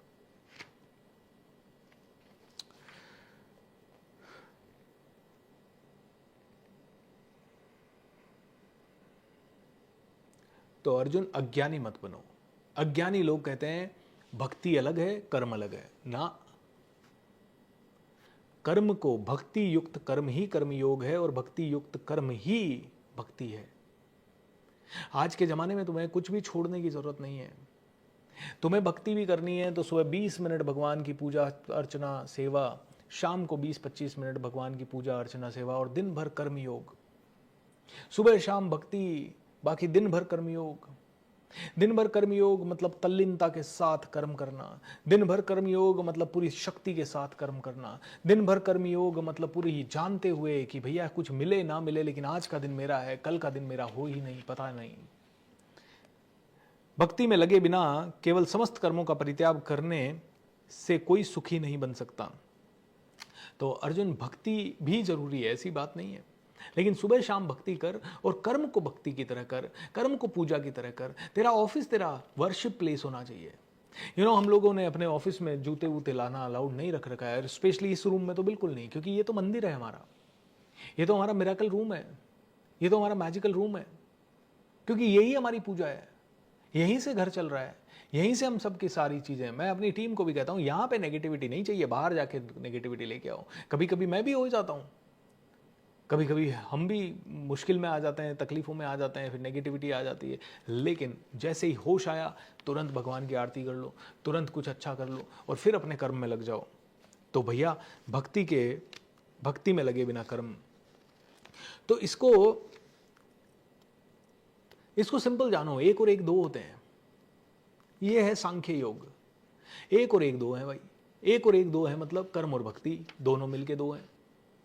तुम कहो नहीं मैं कर्म अलग करूं, फल अलग मिले, भक्ति अलग करूंगा, ये अलग करूंगा, सब एक है। तुम्हें ना कोई मंदिर मस्जिद गुरुद्वारे कहीं जाने की जरूरत नहीं है। तुम ये युद्ध अगर ढंग से कर लोगे, यही भक्ति है और यही कर्म है और यही ज्ञान है। सबसे उत्तम ज्ञान है कि जो युद्ध मिला है उसको पूरी ताकत से करना, बिना संशय के करना, बिना किसी डाउट के करना, बिना किसी ये सोचे अरे मेरा ग्रोथ नहीं हुआ। तो कैसे नहीं होगा तुम्हारा ग्रोथ? तुम दिमाग लगाओ तो सही, तुम अपनी शक्ति लगाओ तो सही, तुम अपना 100% दो तो सही, और फिर भी तुम्हारा प्रकृति के सिद्धांत है। हाँ, तुम चाय बनाना सीख गए और अब 10 साल उसी तरह से उसी जगह पे रोज खड़े होकर तल्लीनता से चाय बनाए जा रहे हो, ग्रोथ नहीं होगी। लेकिन अब तुम चाय बना रहे हो, तल्लीनता से बना रहे हो, लेकिन शाम को जाके उस पे चिंतन कर रहे हो और देख रहे हो कि मैं अब उसको और कैसे बढ़ा सकूं। फिर तुम कहो फ्रेंचाइजी सिस्टम कर दूं क्या, और फिर तुम कहोगे 5 और लोग रख लूं क्या, फिर तुम उसके अराउंड कोई सिस्टम बना दो। हाँ, तो ये तुम्हारा ग्रो करेगा। तो उसके लिए तुम्हें कर्म करना है तो भक्ति युक्त होकर करना है। जैसे भगवान को रिझाने के लिए भक्त अलग अलग तरह के प्रयत्न करता है, वैसे ही तुम भी अपने बिजनेस को बढ़ाने के लिए अलग अलग तरह के प्रयत्न करो, लेकिन पूरे सरेंडर भाव से करो, बिना कंप्लेन के करो। अरे टीम अच्छी नहीं है, लोग अच्छे नहीं है, ये अच्छा नहीं है, पैसा अच्छा नहीं है, मार्केट अच्छा नहीं है, अरे कॉम्पिटिशन बहुत ज्यादा है, ये सब क्यों कर रहे हो? तुम बिना दिमाग लगाए सेम चीज करते रहोगे तो सेम ही है तुम्हारी बुद्धि। अर्जुन तीरंदाज था तो हर रोज उसे देखना था कि हम और अच्छे धनुर्धार कैसे बने। भीम अगर गदाधारी था तो हर रोज उसे देखना था कि कैसा और अच्छा गदाधारी बने। दुर्योधन अलग रूप में कूटनीतिज्ञ था, तो वो और ज्यादा अच्छा कूटनीतिज्ञ बनने की कोशिश कर रहा था। तो जो भक्ति भाव से कर्म करता है, जो विशुद्ध आत्मा है और अपने मन तथा इंद्रियों को वश में रखता है, वह सबों को प्रिय होता है, सभी लोग उसे प्रिय लगते हैं। दिव्य भावनात्मक युक्त पुरुष देखते, सुनते, स्पर्श करते, सूंघते, खाते, चलते, फिरते, सोते तथा श्वास लेते हुए भी अपने अंतर में सदैव यही जानता रहता है कि वास्तव में वह कुछ भी नहीं करता। बोलते, त्यागते, ग्रहण करते या आंखें खोलते बंद करते हुए भी वह यह जानता रहता है कि भौतिक इंद्रियां अपने अपने विषय में प्रवृत्त है और वह इन सब से पृथक है। जो व्यक्ति कर्म फलों को परमेश्वर को समर्पित करके आसक्ति रहित होकर अपना कर्म करता है, वह पाप कर्मों से उसी प्रकार अप्रभावित रहता है जिस प्रकार कमल पत्र जल से अस्पृश्य रहते हैं। आसपास के सारे लोगों से घिरे हुए रहो, सारे तरह के लोग मिलेंगे, न उनसे घृणा करनी है, बट कमल बन जाओ जो कीचड़ में खिला है लेकिन कीचड़ उसे स्पर्श भी नहीं कर सकता। योगी जन आसक्ति रहित होकर शरीर, मन, बुद्धि तथा इंद्रियों के द्वारा भी केवल शुद्धि के लिए ही कर्म करते हैं। तो दोस्तों, अभी पढ़ते पढ़ते तो काफ़ी हो जाएगा, लेकिन समरी के रूप में मैं जस्ट अगर आपको समझाऊं तो सिंपल है कि आप में से हर एक व्यक्ति को अपनी बुद्धि का विकास करना है, और बुद्धि का विकास करने के लिए सिर्फ कर्म करने हैं। कैसे कर्म करने हैं? प्रकृति के अधीन जो कर्म है वो करने हैं, और कर्मों को ज्ञान की तरह करना है। ओके, पापी की इच्छाएं भी पूरी होगी और पुण्य आत्मा की भी इच्छाएं पूरी होगी, क्योंकि ये संसार का नियम है, विधि का विधान है। विधि जैसे सूर्य को नहीं पता पापी कौन और पुण्य आत्मा कौन, वो तो सबको रोशनी देता है, वैसे ही भगवान कहते हैं मैंने तो प्रकृति के नियम बना रखे हैं और उन्हीं नियमों के अनुसार मैं चलता हूँ। किसी ने अच्छे कर्म किए उसको अच्छा फल मिल जाएगा, किसी ने अच्छी इच्छाएँ की और उसके कर्मों में है कि उसको उसके हिसाब से बात दे दिया जाए चीज़ें, तो मैं प्रकृति को आदेश दे देता हूँ, उसको मिल जाती है। मैं ये नहीं देखता कि अच्छा इंसान या बुरा इंसान। बुरे इंसान ने बुरे काम किए तो उचित समय पे उसे बुरे फल दे दूंगा, और अच्छे इंसान ने अच्छे काम किए तो उचित समय पे दे दूंगा। दोनों को कभी ना कभी तो कष्ट दूंगा, चाहे इस जन्म में दूं चाहे दूसरे जन्म में, क्योंकि तुम एक आत्मा हो शुद्ध रूप में, और यही तुम्हें ज्ञान होना चाहिए। और ये ज्ञान होते हुए ही तो कहते हैं ज्ञान भी होना चाहिए कि तुम आत्मा हो, ये ज्ञान होगा तभी तुम कर्मों को अनासक्त हो पाओगे। अदरवाइज तुम सोचते रहोगे मैं तो आत्मा नहीं, मैं तो शरीर हूँ, तो ये तो मेरा बेटा है, ये मेरा पति है, ये मेरा पुत्र है, ये सब है, और तुम इन सब में उलझ के रह जाओगे। And you will never be able to do nishkam karma या कर्म। बोलते हैं निष्काम कर्म ही सबसे ज़बरदस्त है। सो इसके लिए करना क्या है? ना काहू से दोस्ती, ना काहू से बैर, यही हमें करना है। तो अपने दृष्टिकोण को बदलना होगा। उसका दृष्टिकोण होना चाहिए बहुत ही प्यारा। तो संग अच्छा करो, अच्छे लोगों के साथ अच्छे तरह पे करो, नहीं तो तुम्हारी इच्छाएं पूरी होने के बाद भी दुखी के दुखी रहोगे, क्योंकि एक इच्छा दूसरी इच्छा का निर्माण, दूसरी इच्छा तीसरी इच्छा का निर्माण, तीसरी इच्छा चौथी इच्छा का निर्माण। तो अर्जुन यहाँ पे प्रश्न करता है कि भगवान, अगर मैं कर्मों के सिद्धांत के हिसाब से ना करूं तो क्या होगा? बोले इच्छाएं होगी। इच्छाएं क्या करेगी? जलाएगी, और ज़्यादा जलाएगी, जलता ही रहेगा, हमेशा दुर्बुद्धि में रहेगा, तो कभी भी शांत नहीं हो पाएगा। आप देखो ना, आदमी के पास ज़्यादा पैसा आता रहता है, फिर उसके विकार भी कईयों के बढ़ते रहते हैं। ज़्यादा पैसा आ रहा है, ज़्यादा बड़ी पार्टियां कर रहा है, रात भर पार्टियां कर रहा है, और इधर उधर के सारे गंदे काम कर रहा है, जुआ भी खेल रहा है, सट्टा भी लगा रहा है, ड्रीम 11 खेल रहा है। आज सभी को पता नहीं ड्रीम 11 से लेके पता नहीं कौन कौन सी चीज़ें करके अमीर बनना है फटाफट। बोलते हैं ये ज़्यादा पैसे की भूख बना रही है। जितनी बड़ी इच्छा होगी उतने गलत काम करवाएगी। इसीलिए इच्छाएं गलत नहीं है, लेकिन वो इच्छा अगर कल्याणकारी नहीं है तो वो बहुत गलत है। तुम जल्दी पैसा कमा के क्या कर लोगे? तुम्हें क्या इच्छा है? मैं प्राइवेट जेट खरीदूं, फिर उससे क्या होगा? तुम पूरे विश्व को भी बर्बाद करोगे। प्राइवेट जेट लेना है, नेचुरली आने दो ना। ठीक है, तुमने इच्छा कर दी कि मुझे रोल्स रॉयस लेनी है, तुमने इच्छा कर दी कि तुम्हें प्राइवेट जेट लेना है, दोनों लो, नो प्रॉब्लम एट ऑल। लेकिन तुम उसी के ऊपर फोकस कर रहे हो। प्राइवेट जेट आया नहीं आया, अरे यार मैं अभी 10,000 ही कमा रहा हूँ, इससे तो प्राइवेट जेट नहीं आएगा, अभी तो मैं 20,000 कमा रहा हूँ, इससे तो प्राइवेट नहीं, तो मुझे तो जल्दी करना पड़ेगा, तो क्या करूँ, किसी की चेन खींच लूँ, किसी का डाका डाल लूँ, कोई बैंक लूट लूँ, या मैं क्या करूँ, चलो ये तो मैं नहीं कर सकता, मैं तो शरीफ आदमी हूँ, चलो एक काम करते हैं, शेयर मार्केट में ऑप्शन ट्रेडिंग में सुना है एक दिन में डबल होता है, चलो वो कर लेते हैं, उसमें फिर बर्बाद हो जाता है। फिर आदमी कहता है यार ये भी काम नहीं किया, अब क्या करें, ड्रीम 11 खेलते हैं, ड्रीम 11 से जल्दी पैसा बनेगा, या फिर और कोई लॉटरी ले लेते हैं, या फिर और क्या करें, अब कुछ भी समझ में नहीं आ रहा। तो अपन किसी कंपनी में जा रहे हैं, तो इसी कंपनी ने अपने को कुछ खरीदने का काम दे दिया, तो अपन क्या करते हैं, कंपनी में अपन कोई चीज़ खरीदेंगे, तो ये तो कंपनी के मालिक को क्या पता कितने रुपए की आ रही है, अच्छा 100 रुपये की आ रही है ना, अपन एक काम करते हैं, मालिक को बता देते हैं 150 रुपया, फटाफट 150 रुपये में 50 रुपये अपना अच्छा ये मालिक देख नहीं रहा है, तो ये अपने को तो अपने बच्चे को पेंसिल चाहिए, तो यहाँ से चुरा के अपन पेंसिल ले चलते हैं यार, अरे वैसे भी इतनी बड़ी कंपनी है ना, इसमें तो हज़ारों पेंसिलें हैं, किसने क्या देखा कि किसने कितनी पेंसिल यूज़ की, चलो पेंसिल ले चलते हैं घर पे, रबर ले चलते हैं घर पे, चलो स्टेपलर ले चलते हैं घर पे, चलो पेपर ले चलते हैं घर पे। I mean this is ridiculous. बोलते हैं ये तुम्हारी कैरेक्टर के अंदर डेंट पे डेंट डाले जा रहा है, और जब तुम्हारा कैरेक्टर ख़राब है तो समझ लो कि तुम कभी भी जलने से मुक्त नहीं हो सकते, तुम जलते ही रहोगे। तुम फाइंड आउट कर लोगे ऐसी चीज़ें। तुम्हारे बैंक में करोड़ों रुपया पड़ा हो लेकिन अशांत हो, तुम्हारे आसपास कोई है नहीं, तुम्हें चिंता लगी हुई है, भय लगा हुआ है, तो कहते हैं कि शांति का फॉर्मूला क्या है। शांति का फॉर्मूला, अर्जुन कहते हैं कि भगवान फिर मैं शांत कैसे रहूं, ये सारी चीज़ें करता रहूँगा तो मैं शांत कैसे रहूँगा, मैं तो चाहता हूँ कि मुझे पीस मिले, मैं तो चाहता हूँ मुझे शांति मिले। तो अल्टीमेटली भगवान कहते हैं शांति का तो एकमात्र फॉर्मूला है कि अपने कैरेक्टर को बिल्ड करो और अपने आप को निर्मल करो। अपने आप को शांत करने के लिए तुम अपने कर्म फलों का त्याग करो, तुम बहुत ही बुद्धिमान बनो, तुम ज्ञानी भी बनो, तुम भक्त भी बनो, और तुम सहज भी बनो। बोलते हैं जितना सहज आप होते जाओगे उतना बहुत बढ़िया आपकी ज़िंदगी होती जाएगी। ये जानो कि तुम एक रोल प्ले करने आए हो, ये मूवी चल रही है, ये ड्रामा चल रहा है, इस समय मुझे 1 घंटे के लिए ये रोल मिला है, ये 1 घंटा ख़त्म, अब मैं दूसरे रोल में आ जाऊँ, फिर मैं दूसरा घंटा ख़त्म, फिर मैं तीसरे रोल में आ जाऊँ, बस वो रोल करते जाओ, बस राम का नाम लिए जा और अपना काम किए जा। युगों युगों से जैसे चमके सूरज चांद सितारे, एक दिन तैसे ही चमकेंगे तेरे भाग्य के तारे, बस राम का नाम लिए जा और अपना काम किए जा, बस राम का नाम लिए जा और अपना काम किए जा। ऑलराइट एवरीवन, तो बोलिए योगेश्वर श्री कृष्ण भगवान की जय, बोलिए गीता जी की जय, बोलिए श्री रामचंद्र भगवान की जय, बोलिए विष्णु भगवान की जय। नमः पार्वती पतये, हर हर महादेव। 1-2 प्रश्न ले लेते हैं और उसके बाद आज के इस गीता गान को यहीं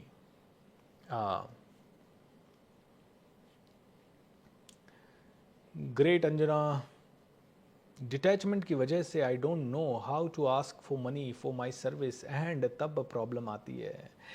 ये डिटैचमेंट नहीं है मेरे भाई, तुमने डिटैचमेंट को गलत प्रैक्टिस कर लिया है। इसका मतलब कर्म और डिटैचमेंट में फर्क है।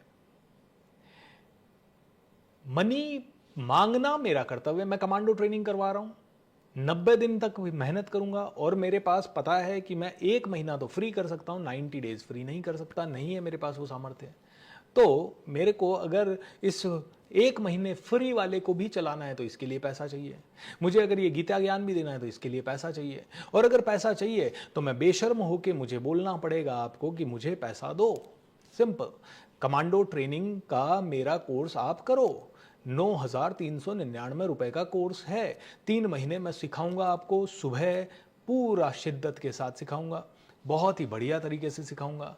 90 डेज में से अराउंड 40 डेज मैं लाइव आऊँगा, 20-30 डेज हमारे सुदेश जी आपको सिखाएंगे और 20 डेज आपके लिए रिकॉर्डिंग मेरी चलेगी। लेकिन कैसे भी करके हम 90 डेज आपको पूरी वैल्यू देंगे, खतरनाक लेवल पे देंगे, और उसके लिए हम पैसा मांगेंगे, बेशर्म होके मांगेंगे, और आपको बोलेंगे कि कल रात तक हमारा प्राइस था, लेकिन कल रात को कई सारे मैसेजेस ऐसा है जिसमें लोगों ने कहा सर सैटरडे है इसलिए पेमेंट नहीं कर पा रहे, संडे है इसलिए पेमेंट नहीं कर पा रहे।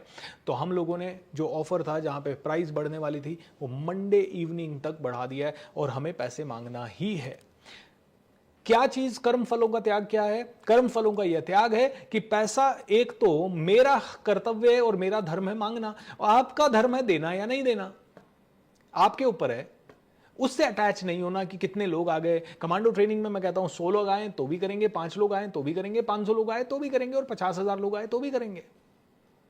तो हमारा कर्तव्य है सिर्फ हमारा कर्तव्य करना। मैं सेल्समैन हूं तो मेरा कर्तव्य है पैसा मांगना। मैं अगर बिजनेसमैन हूं तो मेरा कर्तव्य है पैसा मांगना। मेरा अधिकार नहीं है पैसा मांगना। तुम दो ही दो, ये मेरा अधिकार नहीं है, मेरा कर्तव्य है पैसे मांगना।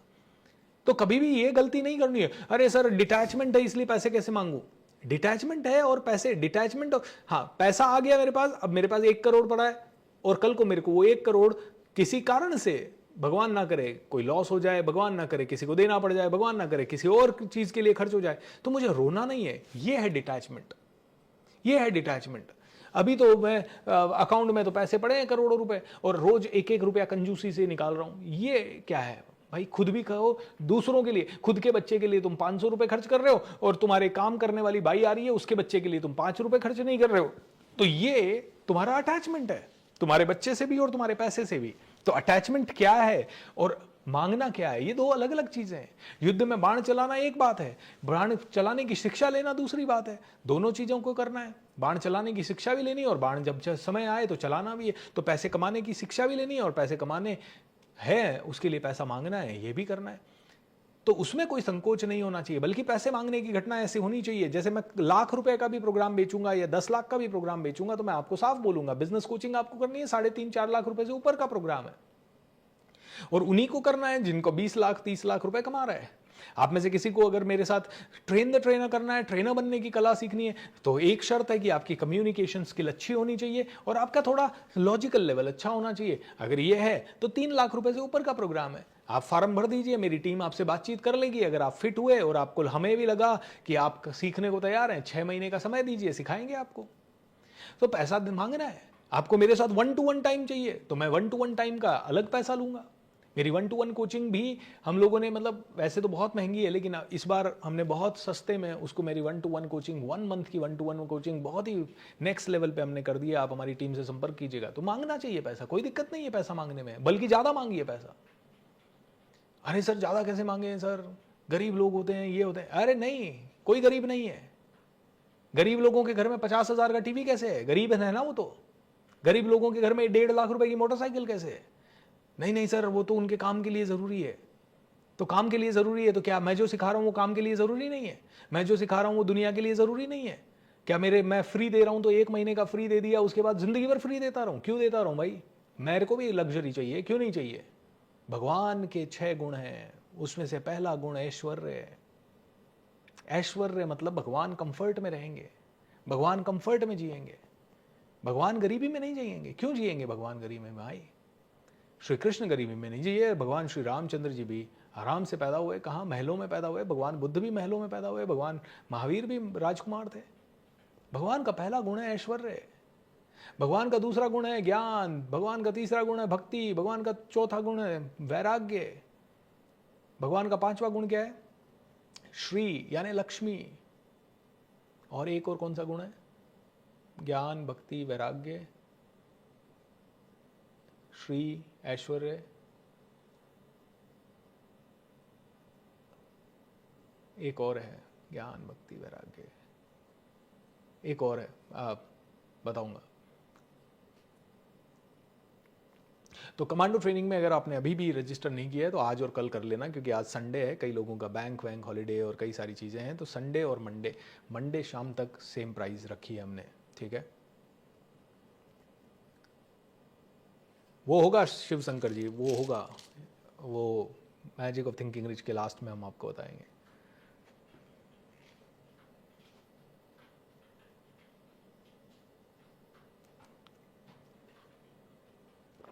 आपका नंबर दो। पीयूष जी कहते हैं पुलिस वाले को कमांडो ट्रेनिंग करना है।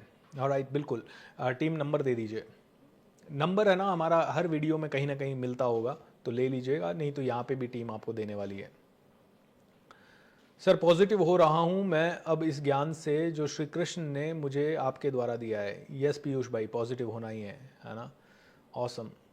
मॉर्निंग में स्कूल जाना होता है तो सेशन अटेंड नहीं कर पाएंगे, कोई बात नहीं, रिकॉर्डिंग देख लीजिएगा मंजू जी, है ना? रिकॉर्डिंग देख लीजिएगा।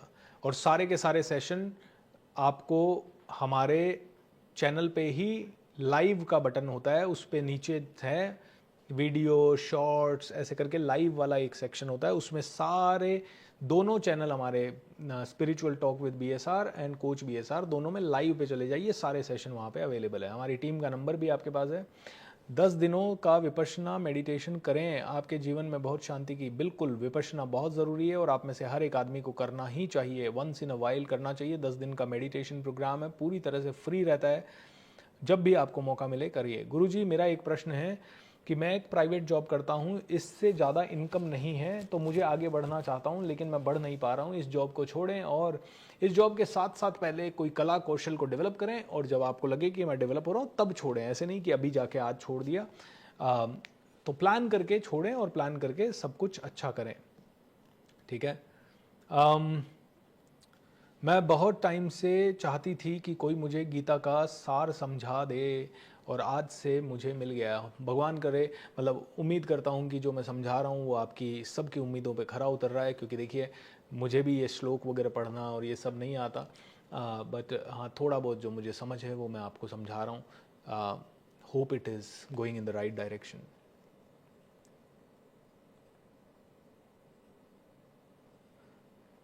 धर्म, सर आप कम्युनिकेशन स्किल ठीक करनी हो तो क्या करें? उसके लिए कोचिंग लें, ट्रेनिंग लें। आज हमारा पर्सनालिटी डेवलपमेंट का वेबिनार है, उसमें आइए। पर्सनालिटी आपकी डेवलप होने के लिए कम्युनिकेशन, हर तरह से मेंटल कम्युनिकेशन, सोच, ये सब ज़रूरी है। सर परिवार को कैसे संभालें अगर हमारे अनुसार नहीं चले तो? वैसे ही संभालें जैसे कि अर्जुन ने या युधिष्ठिर ने अपने परिवार को संभाला। 5 भाई तो अपने अनुसार चल रही है लेकिन 100 अपने अनुसार नहीं चल रहे, तो उनसे थोड़ा अवॉइडेंस, कॉन्फ्लिक्ट को अवॉइड किया, उनकी बातें मानी। ठीक है, तुम कहते हो 12 साल वनवास में जाना है, चले जाएंगे भाई। तुम कहते हो 1 साल अज्ञातवास में जाना है, चले जाएंगे।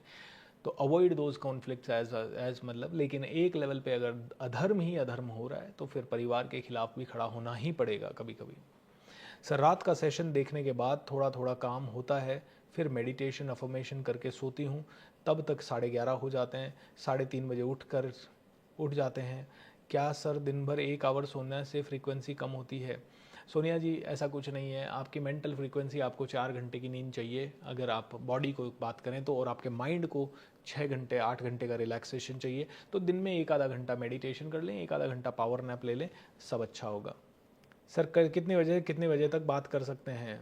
बात कैसे कर पाएंगे मुझसे? उसके लिए आपको हमारी टीम से बात करनी है तो सुबह 10 बजे से लेकर रात को 9 बजे के बीच में आप बात कर सकते हैं। सर रात का सेशन देखने के बाद, अच्छा हाँ, 12 वर्ष तक अर्जुन ने युद्ध टाला और 12 वर्ष तक मोदी जी ने भी युद्ध टाला, क्या संयोग है?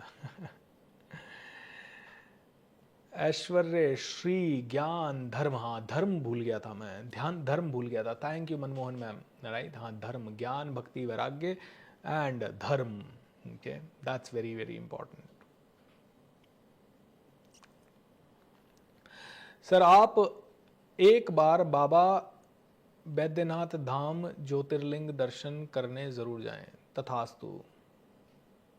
सर मेरे गोल को अचीव करने की अपॉर्चुनिटी आ गई है, तथास्तु। BSR sir, you are Krishna Bhagwan of this युग। हर आदमी जो भगवत गीता का पाठ करेगा, भगवान कहीं ना कहीं कोई आदमी उसे ऐसा ही कमेंट देगा, और मैं ये कहूँगा कि आप भी भगवान हैं और मैं भी भगवान हूँ।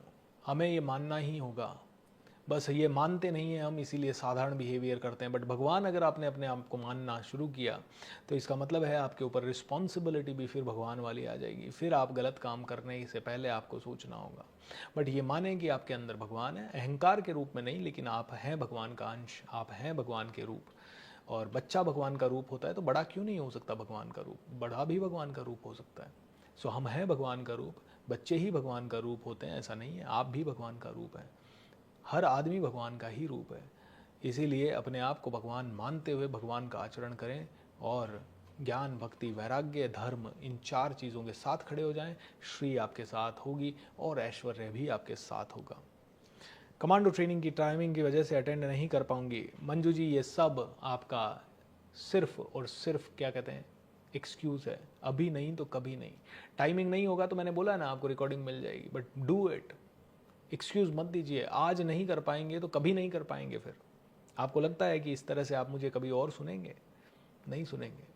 एक बार सुनने के बाद आप कहोगे हाँ सुना है, अच्छा इनका भक्त गीता ज्ञान सुना है। दूसरी बार तुम्हारे पास यही मैसेज आएगा, तुम कभी सुनोगे भी नहीं शायद। दूसरी बार तुम्हारे पास मैजिक ऑफ थिंकिंग रिच का आएगा, तुम कहोगे हाँ देखा हुआ है। क्योंकि अगर सारे लोग वापस से सुनते तो अभी तक तो 7-8 सीजन हो चुके हैं ना मैजिक ऑफ थिंकिंग रिच के, होते हर सेशन में 1 लाख 1.5 लाख लोग। लेकिन इसीलिए अभी नहीं तो कभी नहीं, आप इतने भी ज़्यादा सेंसेस को कंट्रोल करने वाले नहीं बने हो अभी कि हाँ आप नहीं मैं अगली बार करूँगी और अगली बार आप ध्यान रख के सच में कर ही लो, ऐसा नहीं होता है। इसीलिए अभी करें और कोई बात नहीं, ठीक से करें। Thank you Meenakshi ji, thank you so much for supporting my theme and me. कर्म योग कहता है जॉब से बिजनेस 100% दो, जॉब या बिजनेस 100% दो और परिवार दो को भी। ये कैसे पॉसिबल है? एक इंसान काम में इतना डूब जाता है कि बाकी रिस्पॉन्सिबिलिटी निभा नहीं पाता। कर्म योग कभी भी ये नहीं कहता कि आप कृष्ण के चरणों में 24 घंटे बैठो, या युद्ध कर रहे हो तो 24 घंटे युद्ध ही करो, या परिवार के साथ बैठे हो तो हर संडे परिवार को टाइम ही दो। कर्म योग कहता है कि जो भी आप कर रहे हो भक्तिमय करो। इस समय आप परिवार के साथ हो तो भक्तिमय होके करो, और ये चीज़ का गिल्ट मेरे के अंदर भी रहता है कि मैं नहीं कर पाया वो, या नहीं कर पाता हूँ कई बार वो। लेकिन इस समय जब मैं बात कर रहा हूँ तो एटलीस्ट धीरे धीरे हम किसी चीज़ को तो पूरी तरह से तल्लीनता से करें। इसीलिए तो हम सबकी जर्नी है, इसीलिए तो हमें ये सब चीज़ें पढ़ना है, इसीलिए तो हमें ये सब चीज़ें समझना है कि हम भक्तिमय होके करें, हम अटैचमेंट से डिटैचमेंट की तरफ जाएं कि भाई इतना हो गया। एक बहुत ही प्यारी सी कहानी मैं आपको अगर सुनाऊं तो, एक मोनेस्ट्री थी और उस मोनेस्ट्री के अंदर एक कई लोग आते थे घूमने के लिए। तो एक बार एक व्यक्ति गया और उसने देखा कि एक कमरा बन रहा है, तो उस कमरे के ईंटें लगी हुई है लेकिन वो छत नहीं डली, उसका दरवाज़ा नहीं लगा, खिड़कियाँ नहीं लगी, प्लास्टर नहीं हुआ। उसने देखा ठीक है बन रहा है भाई कुछ तो। 1 साल 1.5 साल बाद वो फिर से घूमने आया उसी मॉनेस्ट्री में और फिर देखा तो वो तो वैसा का वैसा ही पड़ा है। तो उसने मंक से पूछा, बोले ये 1-1.5 साल पहले भी आया था तब भी इनकम्प्लीट था, आज भी इनकम्प्लीट है। तो मंक कहता है किधर है इनकम्प्लीट है, दिस इज कम्प्लीट। अरे बोले कहाँ से कम्प्लीट है, न प्लास्टर है, न छत है, न इसके खिड़कियाँ लगी है, न इसके दरवाजे लगे हैं, और तुम कहते हो कंप्लीट है। कहाँ कंप्लीट है? बोले what ever is done is completed, जो जो हो गया वो ऑलरेडी कंप्लीट है। तो कहते हैं कि अगर आप अपने परिवार को 10 मिनट ही दे पाए और उस 10 मिनट में आपने शिद्दत से दिया, उसके बाद अगर आपका परिवार नाराज़ होता है तो ये उनकी इच्छाओं के कारण, क्योंकि उनके भी तो कर्म बंधन चल रहे हैं, उनके भी तो कहीं ना कहीं थॉट प्रोसेस चल रहे हैं, वो अज्ञानी है इसलिए वो नाराज़ हो रहे हैं। ठीक है, इसमें तुम्हारा दोष नहीं है, क्योंकि तुम उस समय तुम्हारी 10 ही मिनट थे और तुम बाकी का समय तुम्हें बिजनेस में कोई ज़रूरी मीटिंग थी और तुम उसके लिए निकलना पड़ा तुम्हें, तो बस तुम वो 10 मिनट ना पूरी शिद्दत से दे दो, क्योंकि what ever done is completed. और तुम्हारे परिवार में अगर ये समझ नहीं हुई कि वो लोग इसको कंप्लीट मान सकें, तो फिर वो झगड़ा तुमसे ज़रूर करेंगे। लेकिन जब वो तुम्हें झगड़ा कर रहे हैं, डिटैचमेंट तुम्हें प्रैक्टिस करना होगा कि उनका काम है झगड़ा करना, वो करेंगे भाई, और तो क्या है। लेकिन तुम्हारा काम है अभी ऑफिस में तुम्हें 10 घंटे देने हैं, तो तुम 10 घंटे तुम्हें देने पड़ेंगे और तुमने दिए, और तुम वहाँ से। और कभी कभी जब तुम्हें संडे को फुल डे मिल रहा है तो परिवार को वो फुल डे दिया और उस समय डिसाइड किया कि आज ऑफिस को टाइम नहीं दूंगा। तुम अपने कंपार्टमेंट में काम कर लो। तुम 10 दिन में से 1 दिन परिवार को दे दो, या तुम 1 महीने में से 4 दिन परिवार को दे दो, 26 दिन अपने ऑफिस को दे दो। लेकिन वो 4 दिन भी तुम्हारे जॉब की रिक्वायरमेंट ऐसी है कि तुम्हें ट्रैवल करना पड़ रहा है, तुम्हें नहीं मिलता है वो टाइम, तुम्हें सुबह जल्दी उठना पड़ रहा है मेरी तरह, या रात को लेट तक काम करना हो, और परिवार उसके कारण कंप्लेन कर रहा है, तो तुम अपना कर्म तो नहीं छोड़ दोगे ना। तुम्हारा परिवार कहेगा तुम्हें यार सेना पे बॉर्डर पे 6 महीने से टिके हुए हो, तुम्हें तो घर आना चाहिए, हमें रोज फोन करना चाहिए। अरे उधर गोलियां चल रही है, कहाँ से फोन कर लेगा बंदा, कहाँ से वर्क लाइफ बैलेंस ले आएगा। तो भगवत गीता कहती है तुम जहां हो वहां पे पूरी तरह से हो जाओ, तुम वहीं के हो जाओ, आ रहा है, वहीं के हो जाओ। दैट्स वॉट द कर्म yoga is my dear friend. Karma yoga is not about creating balance, karma yoga is all about living fully in that moment, जो जहां है वहीं पे। बड़े लोग छोटों का शोषण करते हैं, ये उनके कर्म है और इनका फल वो आज नहीं तो कल जरूर भोगेंगे। पुष्पा जी कह रहे हैं कमांडो ट्रेनिंग 5 की जगह 4.5 हो जाए। नहीं नहीं पुष्पा जी, 4.5 नहीं 4 होना चाहिए, है ना। और ऑस्ट्रेलिया में कोई है तो उसके हिसाब से 3.5 होना चाहिए, और अगर कोई अरब में है तो उसके हिसाब से 2 बजे होना चाहिए रात को। पुष्पा जी व्यवस्थाओं को चेंज करने की कोशिश नहीं करते और कभी भी ये इच्छा भी नहीं करते कि वो आपके लिए सिर्फ चेंज हो जाए और हज़ारों लोगों के लिए मुसीबत बन जाए। अगर आपके लिए ये कमांडो ट्रेनिंग 4 बजे हो जाए सुबह, तो हज़ारों लोगों के लिए ये मुश्किल हो जाएगी, क्योंकि लोग सोते ही 11 बजे, 12 बजे, 1 बजे हैं। ऐसी डिज़ायर ही क्यों करनी है जो हज़ारों लोगों से आप उनका सुख चैन छीन ले। इसीलिए या तो आप एडजस्ट करो या फिर आप उसको आधा लाइव आधा रिकॉर्डिंग करो। ठीक है, आपका विश्लेषण बहुत ही अच्छा हो रहा है, हर बार अलग अलग बात ध्यान में आती है। Thank you so much Yatin ji, really appreciate. Sir आप एक बार बाबा बैद्यनाथ धाम ज़रूर जाएं। मैंने पढ़ लिया, ज़रूर, आपने 2-3 बार कह दिया तो कुछ ना कुछ करेंगे। बाबा बैद्यनाथ जिस दिन बुलाएंगे ज़रूर जाएंगे। हाँ, ऑल राइट एवरीवन, आज इतना ही करते हैं। बहुत सारे प्रश्न हैं लेकिन कल लेंगे, परसों लेंगे और कभी लेंगे। आज तो यहीं पे रुकते हैं, 7:30 से ज़्यादा हो गए और 11 बजे फिर आना है, सेशन है। आप सभी का कल्याण हो, आप सभी का मंगल हो। सर्वे भवन्तु सुखिनः, सर्वे सन्तु निरामया, सर्वे भद्राणि पश्यन्तु मा कश्चित् दुःखभाग् भवेत्। बोलिए श्री कृष्ण भगवान की जय, बोलिए श्री रामचंद्र भगवान की जय, बोलिए भारत माता की जय, बोलिए हम सबके माता पिता की जय। Thank you, thank you, thank you. नमः पार्वती पतये, Har Har Mahadev. Thank you so much everyone, bye bye.